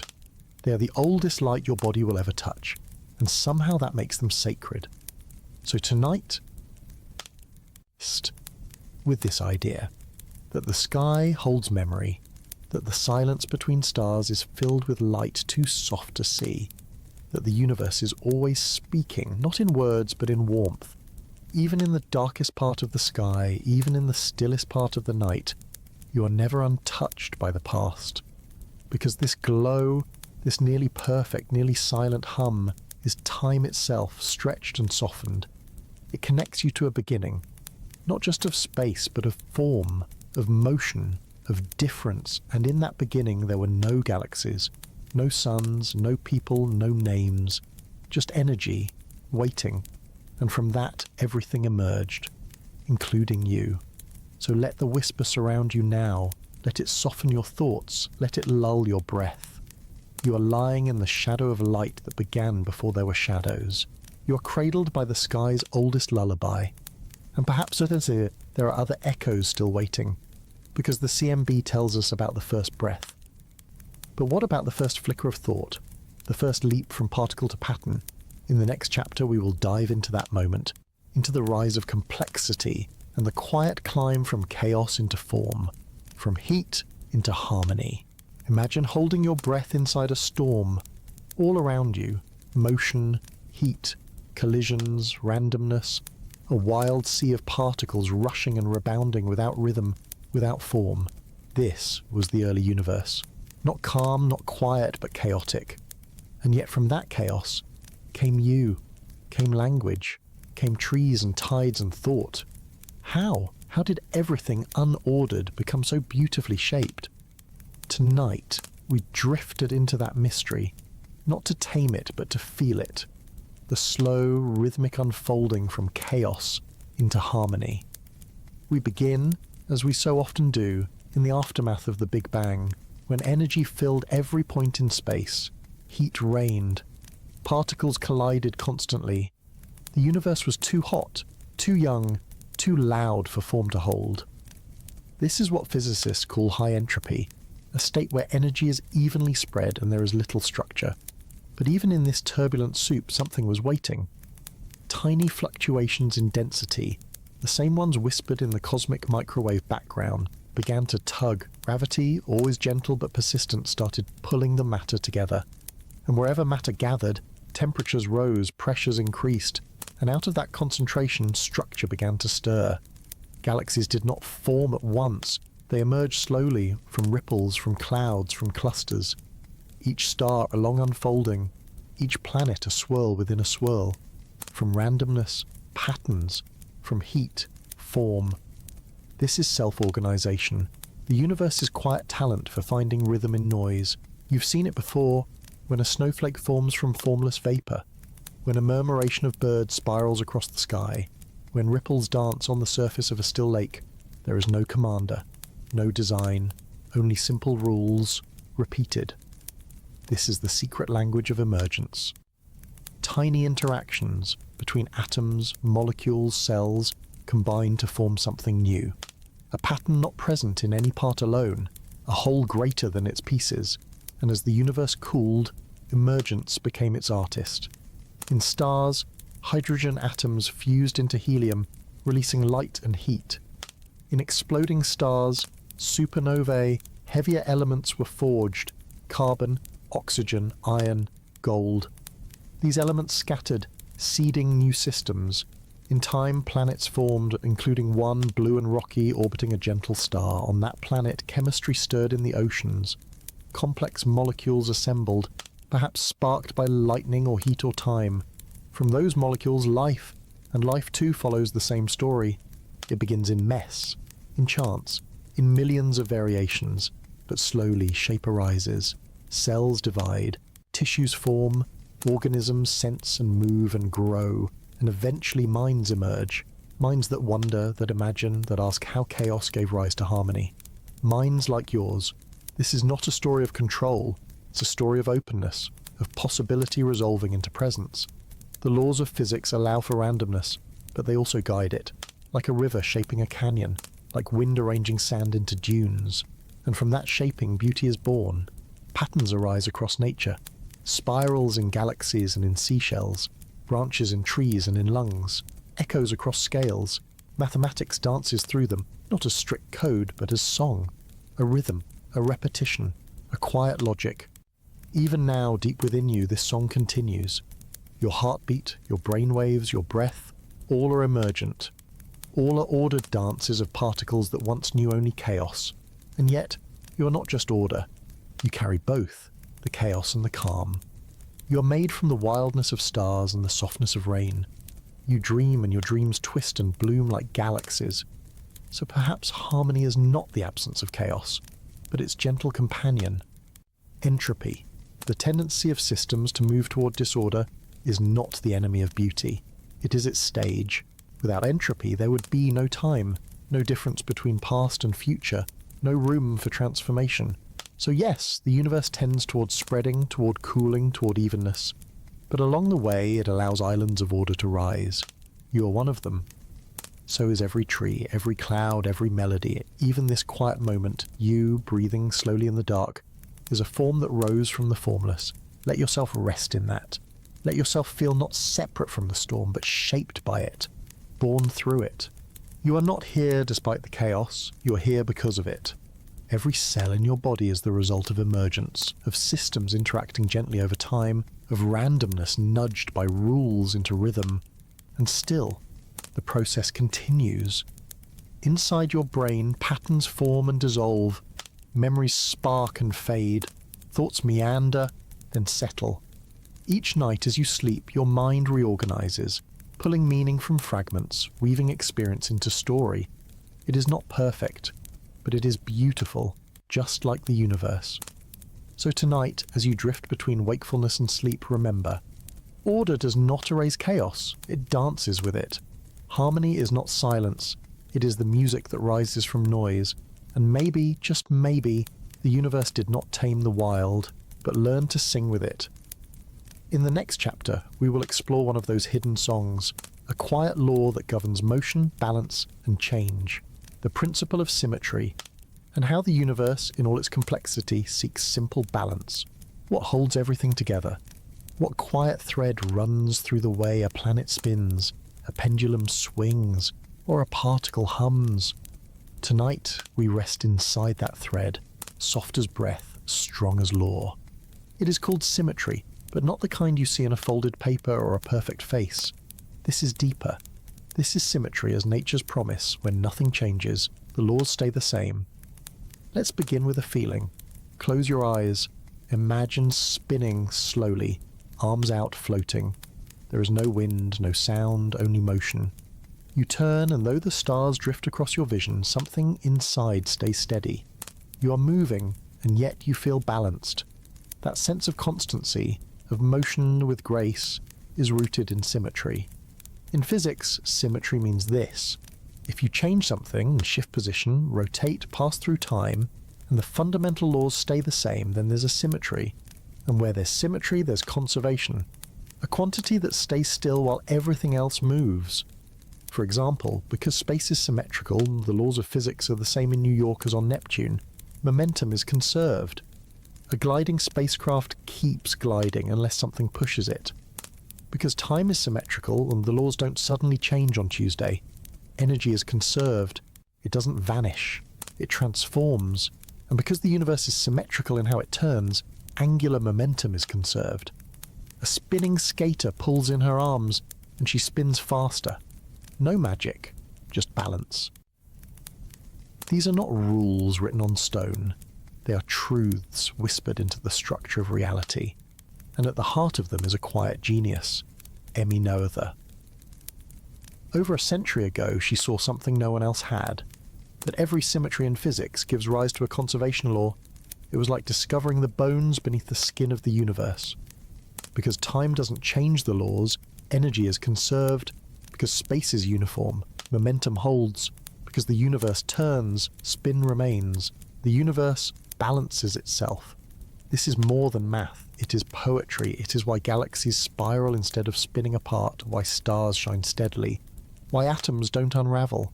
Even in the chaos you explored before, the rising patterns from heat and noise, this principle holds. A river may twist and tumble, but the total motion, the energy, the flow, it balances.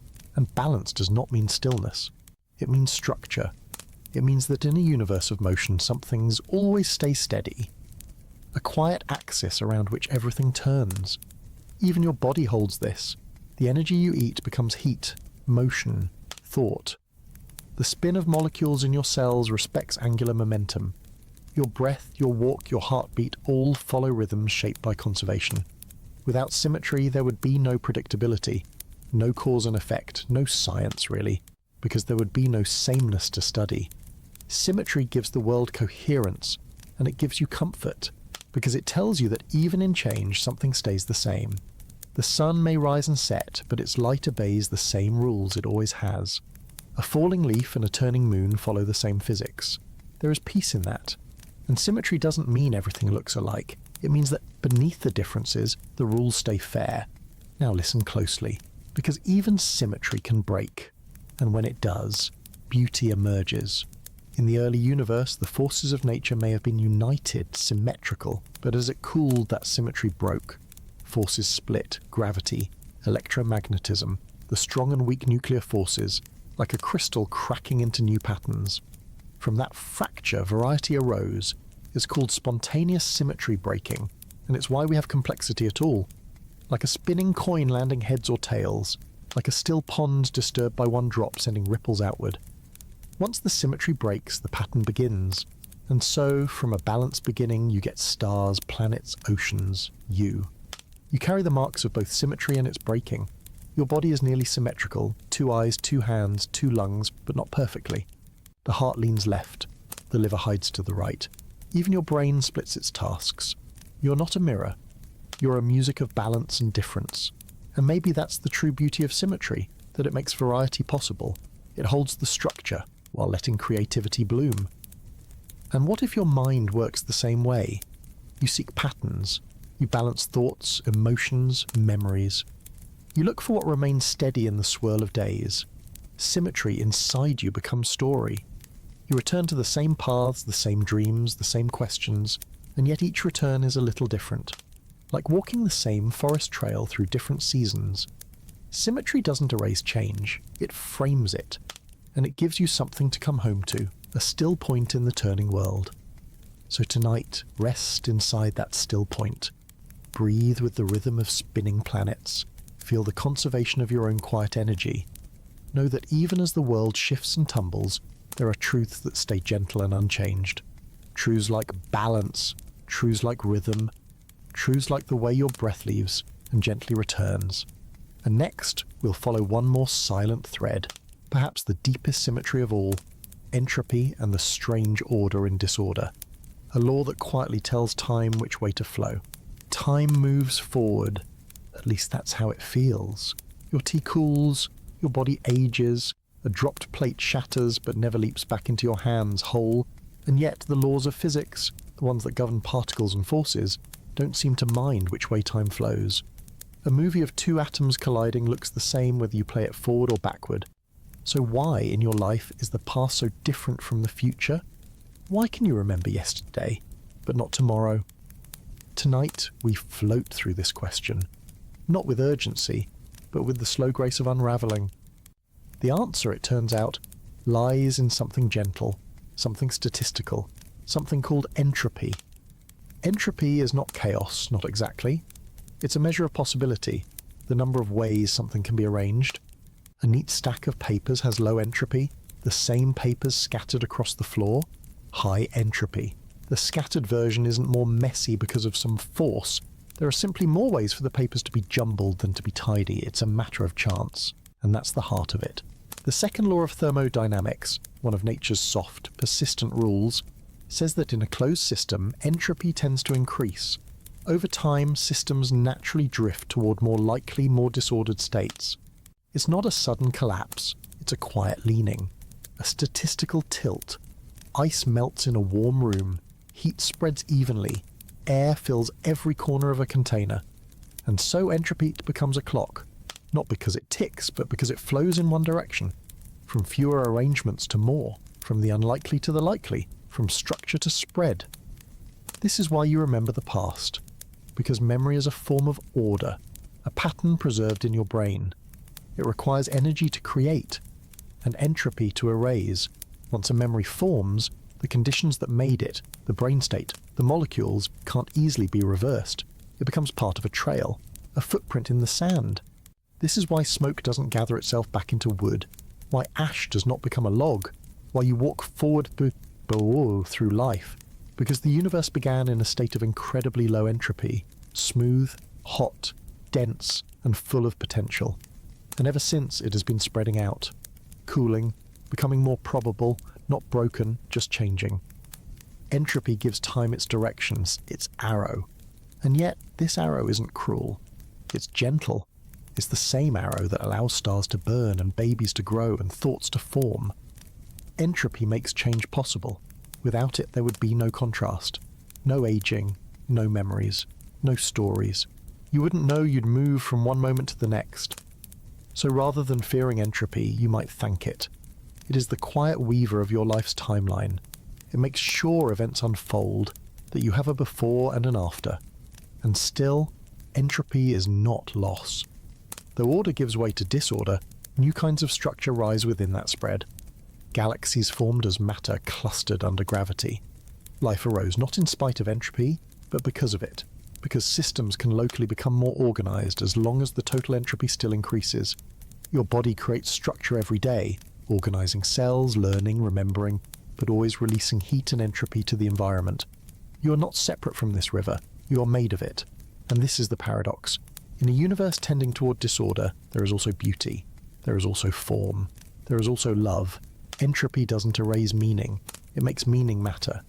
Because what is precious, what is sacred, that which won't last forever, that which took energy and care to create, a friendship, a melody, a thought. These are not permanent. They shimmer for a time and then they drift. But they are no less real for that. They are no less yours. Entropy doesn't steal the story, it writes it. Each chapter fades into the next, not by accident, but by the soft gravity of change. And when your mind feels foggy, when your thoughts feel scattered, remember, it's okay. Entropy is a part of your inner weather. Moments of clarity will return just as surely as clouds return to sky.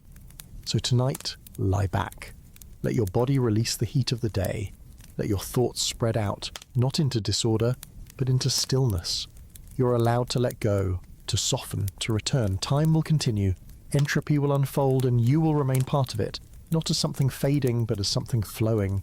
And where does that flow go? What lies far ahead, in a future shaped by the gentle lean of entropy? In the next chapter we drift into the deep time of stars, toward their deaths, their legacies, and the silent beauty of the far future. There's something comforting about a star. Its steady glow, its warmth across the sky, the way it rises each day without asking for anything in return. But even stars end. And tonight we will drift with them. Not to mourn them, but to witness their graceful departure, to their long, slow goodbye. You may already know this. The sun is a star. It is close, familiar, life-giving. But it is only one of countless others, each burning quietly in its own patch of sky. And like every star, the sun was born. It began in a cloud, a vast, cold cradle of gas and dust. A place that seemed still, but inside pressure was building. Under gravity's slow pull, particles gathered. The cloud thickened, the center compressed, and when it reached the right heat and density, the hydrogen inside caught fire. Not with flame, but with fusion.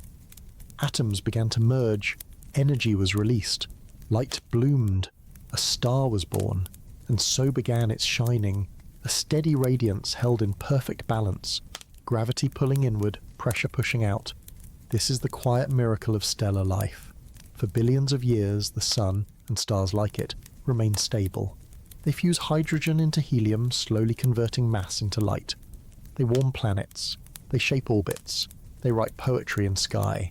But eventually the fuel runs low, hydrogen becomes scarce, the balance shifts, and the star begins to change.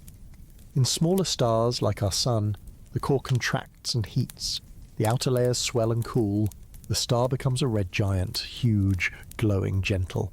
Its atmosphere expands, brushing close to nearby planets. Eventually the outer shell drifts away entirely, forming a glowing ring of gas, a planetary nebula. And what remains is a white dwarf, a hot, dense core no longer burning but still shining with leftover heat. This is the fate of our sun. 5 billion years from now it will become a red giant, then a white dwarf, then, over trillions of years, a black dwarf, cold, dark, silent. But not every star ends so quietly. Massive stars, those many times heavier than our sun, live faster, burn hotter, and die more dramatically. When their fusion fuel runs out, the core collapses suddenly. Outer layers rebound outward. The result, a supernova, a brilliant explosion brighter than entire galaxies. For a few short weeks, a single dying star can outshine everything else in the sky. And in that explosion, elements are forged, iron, gold, uranium, the building blocks of worlds. From a death, a gift. What's left behind depends on the star's size. Some cores become neutron stars, so dense a single teaspoon would weigh billions of tons. Others collapse further still into black holes, regions where gravity folds space so tightly not even light can escape. Each path is a whisper of what came before, signature, memory written in mass. And though stars may die, their light continues. It travels across galaxies, sometimes for billions of years, before reaching eyes like yours. Every starlit night is a glimpse into the past, a tapestry woven from 1,000 endings, each still glowing. And so you are shaped by these long goodbyes. The calcium in your bones, the iron in your blood, the oxygen in your breath, all were formed in stars. You are quite literally made of stardust. And not just from one star, but from many. You carry within you a history of explosions, of fusion, of flame and ash and light. You're a story written in the vocabulary of stars. And though the universe will one day grow darker, as stars fade and die, it will not be empty, because their legacy remains, in the planets they warmed, in the atoms they forged, in the quiet echo of their light still travelling. Even in their absence they give. And perhaps there is a lesson there. To shine while you can, to warm those near you, to burn in balance. And when it's time, to let go gently, knowing your light may outlast you. So tonight, lie still. Feel the warmth that reaches you from stars long gone. Let their soft radiance remind you that nothing truly vanishes, it only changes form. And in deep time, where stars complete their arcs, the universe does not weep. It waits. It holds their memory in motion, in heat, in the quiet pull of gravity. And where does it all go after the stars fade? What comes next? What lies in the cold, distant chapters of the universe's story? In the next chapter we drift further forward, into the dark ages of the cosmos, when stars are gone, but something strange still stirs. Imagine a sky with no stars, no sun to rise, no moon to catch its light, just darkness, full, vast, and endless. This is not a nightmare. It is a chapter of the cosmos that hasn't yet arrived. A time far beyond now, in the deep future, when every star has faded. But even then, the universe is not dead. It is simply quieter. Tonight we will drift there, into the farthest stretches of time, when the last suns have gone dark, when the galaxies have thinned, and space seems empty. But listen closely. Even here something still moves. It begins with what's left behind. White dwarfs, neutron stars, black holes, the remnants of what once was. They linger like embers, cooling, drifting, orbiting slowly through expanding space. Over time, even white dwarfs grow cold. They become black dwarfs, invisible cinders no longer glowing, but still massive, still real. Neutron stars may collide, briefly flaring in darkness, sending out waves of gravity, ripples in the fabric of space itself. Black holes, those ancient giants, continue to wait. Some merge, growing larger. Others drift in silence, pulling gently at passing matter, holding light in their grip. And here, in this silent future, another kind of light exists. Not the kind you see with your eyes, but motion, a dance of particles, a trace of warmth, a memory of what was, because even in the darkness, entropy continues. Things still change, energy spreads, faint, slow, invisible, and motion, so long as it exists, means time still flows. The universe expands, galaxies recede further apart, dark energy, a soft, persistent push, stretches space ever wider. Eventually the distances grow so vast no light can cross them. Each galaxy becomes an island, then a cell, then a whisper. But within these whispers, particles still move. Atoms decay. Matter transforms. Protons, the tiny building blocks of your body, may, according to some theories, begin to vanish. A decay so slow it takes more time than the age of all stars combined. Yet even this, eventually, would leave a different world. A universe of radiation, of wandering particles, of darkness still softly shifting. And the black holes, they don't live forever either. Stephen Hawking showed us that black holes aren't fully black. They emit a gentle quantum glow, a process called Hawking radiation. Slowly, over unimaginable time, black holes lose mass. They shrink, they fade, until one day, with a final flicker, they disappear. A spark, and gone.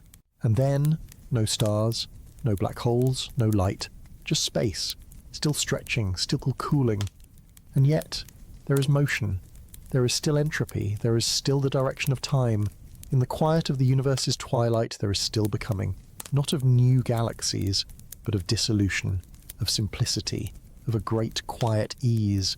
This is called the heat death of the universe. Not because it is fiery, but because all usable energy has been spent. Everything has reached thermal balance. No more gradients, no more engines. It is a stillness born not of stopping, but of completion. And yet, even here, there is a strange peace, because the universe has not been destroyed.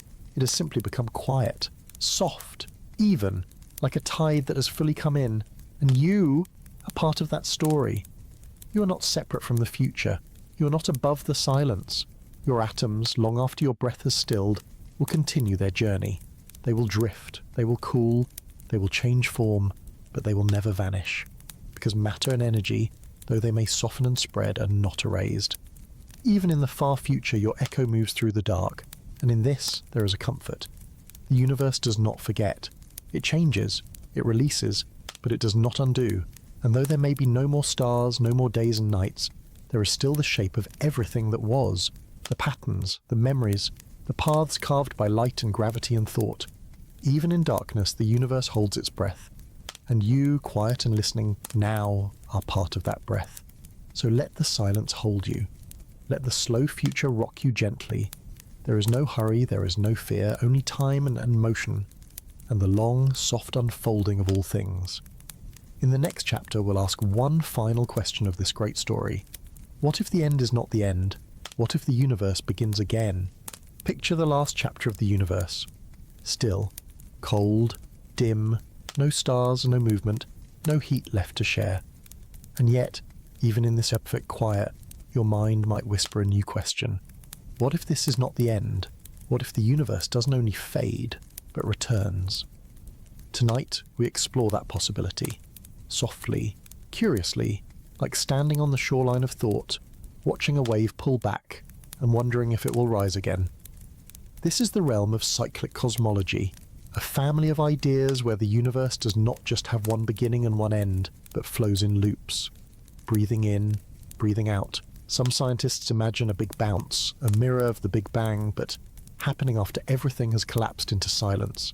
In this vision, the universe expands, stretches, fades, and then somehow contracts. Space pulls inward. Galaxies rush together.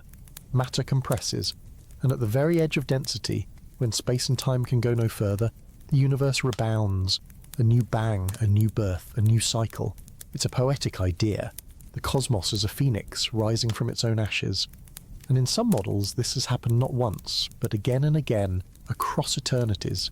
Each universe a breath, each breath a story. But is it possible? We don't know. Some theories suggest that dark energy, the gentle pressure that drives the universe's expansion, may not be constant. It could weaken, reverse, or pull things back inward. Or perhaps space is curved in a way that leads it naturally into contraction, a slow folding in on itself, like night following day. Other models explore more exotic ideas, that universes bud off from black holes, or that ours is just one phase in a grander multiverse, each bubble born from the energy of another. In every case, the heart of the idea is the same. That endings may be illusions, that time might turn in on itself, that becoming is endless. Even ancient stories imagined this. In Hindu cosmology, the universe is created and destroyed in vast cycles, ages of light followed by ages of shadow. The Stoics believed in an eternal return, a universe that repeats itself with perfect rhythm.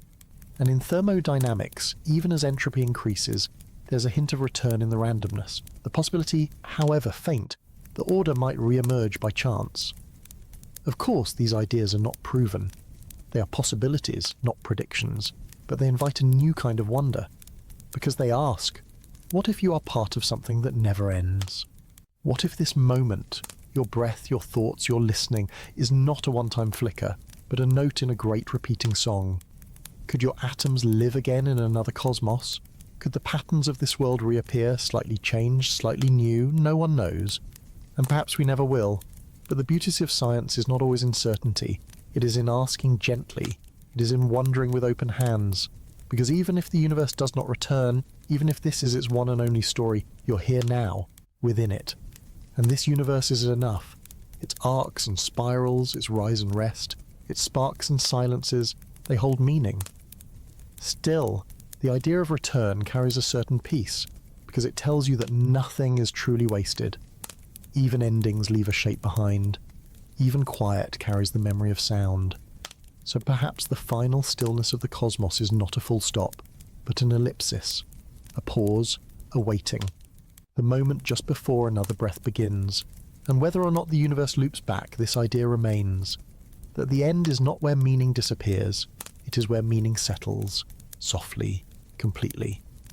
So lie back now, feel the loop in your own breath, that in and out rise and fall like tides that never question whether to return. Let your mind rest in the rhythm. The universe may spin forever, or not, but you are part of a great unfolding, and that unfolding continues. In the next chapter we return closer to home, to the smallest places, where quantum threads shimmer at the base of all things, the dance at the bottom of reality, the place where everything, even time, begins. Close your eyes. Imagine shrinking. Not to the size of a grain of sand, not to the size of an atom, but smaller still. Down, down past the nucleus, past protons and neutrons, past the electrons swirling like quiet lightning.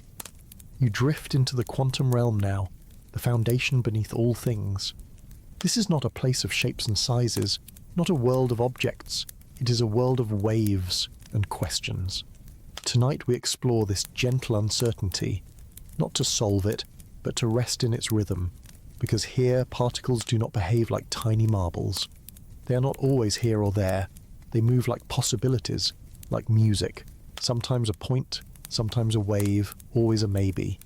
You may have heard of the double slit experiment, a classic doorway into this strange dance. A single particle, a photon perhaps, is sent toward a barrier with two slits. On the other side, a screen records where it lands. If one slit is open, the pattern is what you'd expect, a single band of hits. But if both are open, a surprising pattern appears, ripples, like waves overlapping. Even if particles are sent one at a time, they still create an interference pattern, as if each particle interferes with itself, as if it goes through both slits at once, and only when you observe it, only when you ask which slit it went through, does the pattern collapse into a simpler shape. The act of measuring changes what is measured. This is the strange truth of quantum reality.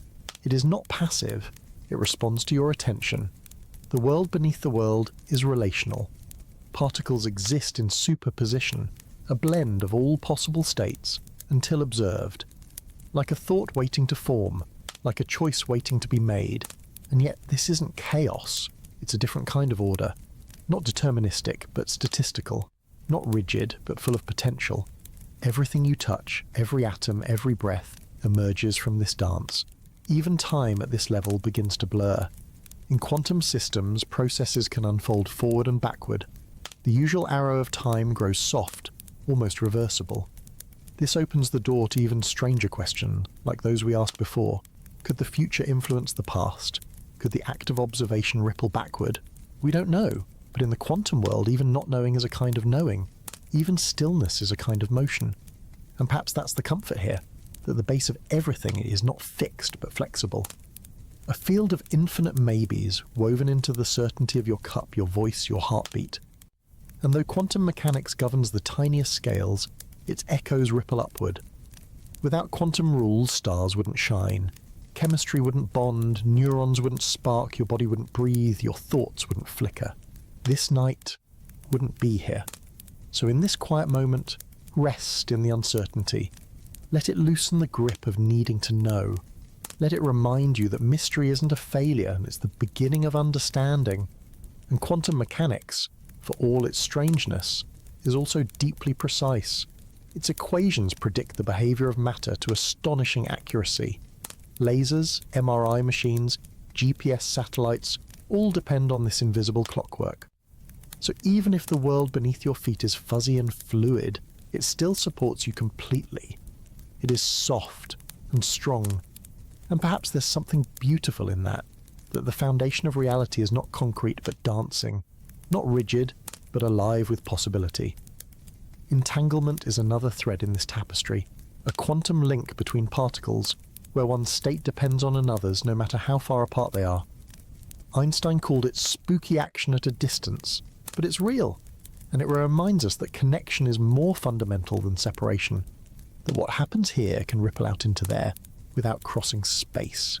You too are entangled, not just with other people, but with the stars that forged your atoms, with the cells that sing your thoughts, with the great quantum web beneath all things. Even now, the particles in your body are participating in this dance. They are not fixed. They vibrate, flicker, resonate. And you are the melody that emerges. So rest, knowing that your body is part of the wave, that your breath is stitched from quantum thread, that beneath all form there is softness, and beneath all certainty a deep and sacred maybe. You're not a mistake in the system, you are its unfolding. The quantum world isn't far away. It is the quiet, invisible heartbeat of all things. And in the next chapter we'll rise gently from this foundation and step back into the fabric of your own body to explore the miracle of thought and the brain's quiet ability to change itself. Your mind is not a machine, not a rigid structure made once and left unchanged. It is something softer, more like a forest, more like a river. Tonight, we'll walk gently through that forest, drift slowly down that river as we explore the quiet miracle of neuroplasticity, the brain's ability to change its own shape. Yes, even now as you lie here, your brain is reshaping itself. Every thought leaves a trace, every experience lays a path, every repetition under a deepening groove like footsteps pressed into soft earth. You're always becoming, even in stillness. Once, scientists believed the brain was fixed, that after childhood, its structure solidified, that you had what you had and nothing more. But that idea was incomplete, because your brain is not stone, it is alive, electric, responsive. It rewires itself in response to what you do, what you feel, what you think, what you dream. This plasticity isn't just in the young, it happens across your whole life. When you learn a new skill, when you form a new memory, when you recover from injury, your brain adapts. Neurons, your brain's tiny messengers, send signals along branching pathways, and the more often those pathways are used, the stronger they become, like trails in the woods. Walk them enough and they widen. They remember. This is how habits form, how memories are reinforced, how healing happens. Even your attention, what you choose to notice, shapes the structure of your mind. Focus on music and the regions that understand rhythm begin to bloom. Practice kindness and empathy, pathways strengthen. Linger in worry and anxiety may carve its echo. Your brain listens, not passively but faithfully. It reshapes itself around what you return to. And that's a gentle power, because it means you are not trapped by who you were yesterday. You're still changing. You're still capable of becoming someone new. Now imagine your brain at rest. Drifting, dreaming, processing. Even in sleep, your mind is active. It reviews the day, cleans up neural clutter, strengthens memories, and lets others go, like a quiet librarian, tidying the shelves of thought. Neuroplasticity continues as you sleep, and repairing, pruning, preparing. That's part of why rest matters. It's not just escape, it's integration. And even when your conscious thoughts are silent, your brain's networks hum with quiet purpose. There's something called the default mode network, a group of regions that light up when your mind is at ease, when you daydream, reflect, wander. It's here that meaning is made, that your sense of self is quietly maintained. This network strengthens with solitude, with gentle thought, with time spent doing nothing at all. So in a way, this moment, you listening in the dark, is not wasted. It is work, the soft work of becoming, of healing, of integrating. You're not just resting, you are rewiring. And this doesn't mean you have to try hard. Change doesn't demand force, it begins with awareness, with noticing, with gentleness, with a willingness to return again and again to what matters most. Even pain can be reshaped. People with trauma, with loss, with injury can build new paths, forge new meanings, form new lives. It is not easy, but it is possible, because the brain listens, and it keeps trying. Even in hardship, new growth is waiting, like moss after fire, like a river finding new banks. And this is why your story is never finished. There are always new pages, new connections waiting to be made, new perspectives waiting to be felt. So let yourself soften now. Let your thoughts move like mist. Let your brain rest, knowing it is not idle. It is shifting, healing, becoming. And tomorrow, you may wake with just a little more space inside, a little more ease, a path more clear than before, because change happens slowly, like dawn. You don't see the moment the sky brightens, but it does, and you will too. In the next chapter, we drift deeper into the body's quiet complexity, to the world within your gut, where trillions of tiny beings live and whisper. Your microbiome, the unseen ecosystem shaping your mind and health. Take a slow breath in. Now, breathe out. As you settle into stillness, know this: you are not alone, not in the way you might think, because within you, especially in your gut, lives a vast, invisible community. A gentle swarm of life, trillions of tiny organisms, bacteria, fungi, viruses, each carrying out its quiet task. Together they form your microbiome, a living symphony of microscopic life so intertwined with your body that they are, in many ways, part of you. Tonight we drift inward, not into imagination, but into the deep truth of the ecology within. It begins with the first breath you ever took, or perhaps even earlier in the womb as you inherited the first microbes from your mother. From that moment on, your body became a host, a home. Each mouthful of food, each touch, each moment in nature brought more tiny travellers, and slowly a community formed. Not chaotic, but rich, diverse, balanced. Your gut, a winding landscape of folds and tunnels, became their habitat. Warm, dark, full of nutrients and flow. This is not an infection, it is a partnership. These microbes help you digest food, breaking down fibres your body can't handle alone. They produce vitamins, regulate inflammation, and train your immune system. But even more quietly, they speak to your brain. Yes, they can influence your mood, your thoughts, your sense of well-being. This is the gut-brain axis, a two-way communication channel, carried not just by nerves, but by chemistry. Some microbes produce serotonin, a neurotransmitter that helps regulate mood. Others release short-chain fatty acids, which reduce anxiety and support cognition. Your emotions, your clarity and your calm may be shaped in part by beings too small to see, and they in turn respond to your life, what you eat, how you sleep, whether you feel safe. Stress can change them. So can laughter. So can time spent outdoors, or the presence of a loved one. You are their weather system, their seasons, their world, and they are, in a sense, yours. It's a strange kind of intimacy, to be made in part of others. But this isn't a flaw. It's nature's design. No organism exists in isolation. Not trees in a forest, not fish in a stream, not you in your own body. You are an ecosystem, a world within a world. And like any good ecosystem, balance matters. When the gut is diverse and stable, you feel clearer, more resilient. When it's out of balance, from illness, poor diet or stress, you may feel foggy, fatigued, unsettled. And so tending your microbiome is an act of care, not just for your body but for your mind. Diverse foods, especially fibre-rich plants, feed this internal garden. Time spent in nature exposes you to helpful microbes. Rest, movement, connection, they all ripple inward. Even this moment lying still and relaxed supports them. Because when you slow down, your body shifts into rest and digest mode, a gentle state where your gut can work in peace. The walls of your intestines gently contract, moving food and microbes alike through a winding, rhythmic journey.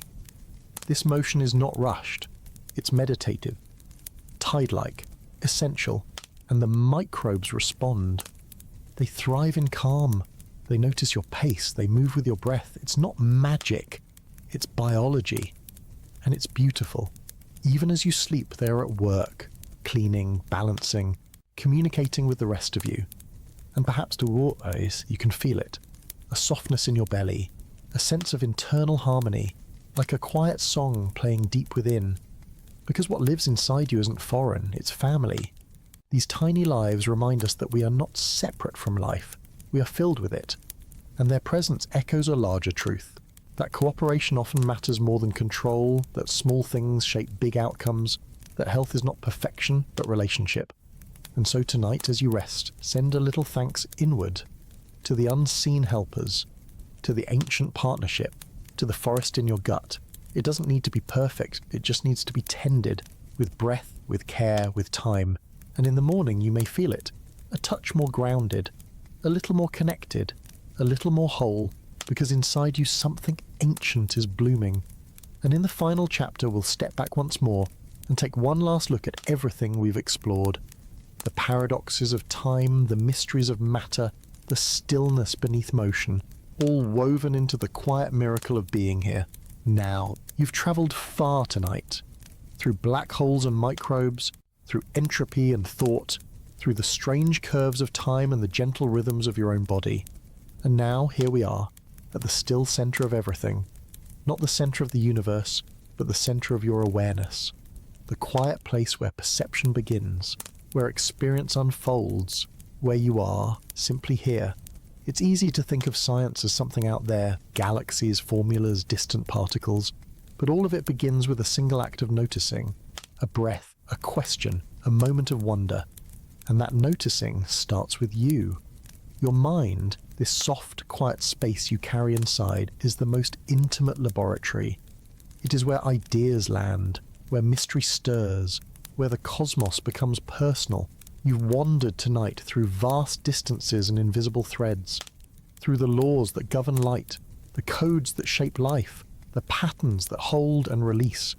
You followed time backward and forward, through birth and collapse, through uncertainty and change, and all of it, all the complexity, all the movement brought you back here, to stillness, to breath, to the quiet miracle of your own attention. You might wonder, after all this, what does it mean? Where do I go from here? But the beauty of science, especially bedtime science, is that you don't need to solve it. You only need to rest in it, to let the question settle, to let your body soften, to let the gentle echoes of curiosity become a lullaby. Because knowledge doesn't have to arrive like thunder. It can drift in like a breeze across a quiet lake. So here, in the last few moments of this journey, let yourself return to your breath, to the rhythm that carried you through every chapter. Let your muscles loosen, let your thoughts slow, let your awareness melt outward like ink on warm paper. You are not lost in the universe. You are the universe, briefly aware of itself. A moment of starlight, watching other stars. A ripple of time, thinking about time. There is nothing more to do now. No more questions to hold, no more facts to turn over. Just the quiet hum of being, the soft rhythm of rest. The gentle truth that you are here. And here is enough. Thank you for listening tonight. For wandering, wondering, and simply being. If this brought you calm or curiosity, a small gesture of support, a like, a comment, or even a super thanks, means more than you know. To those of you who've joined the Sleepy Physicist channel as members, thank you for helping keep these quiet journeys alive. And if this is your first time here, know that there's always room for one more. We'll be back soon with another bedtime exploration, another thread of science to gently follow into sleep. So until then, stay curious, sleep deeply, and I'll see you in the next video.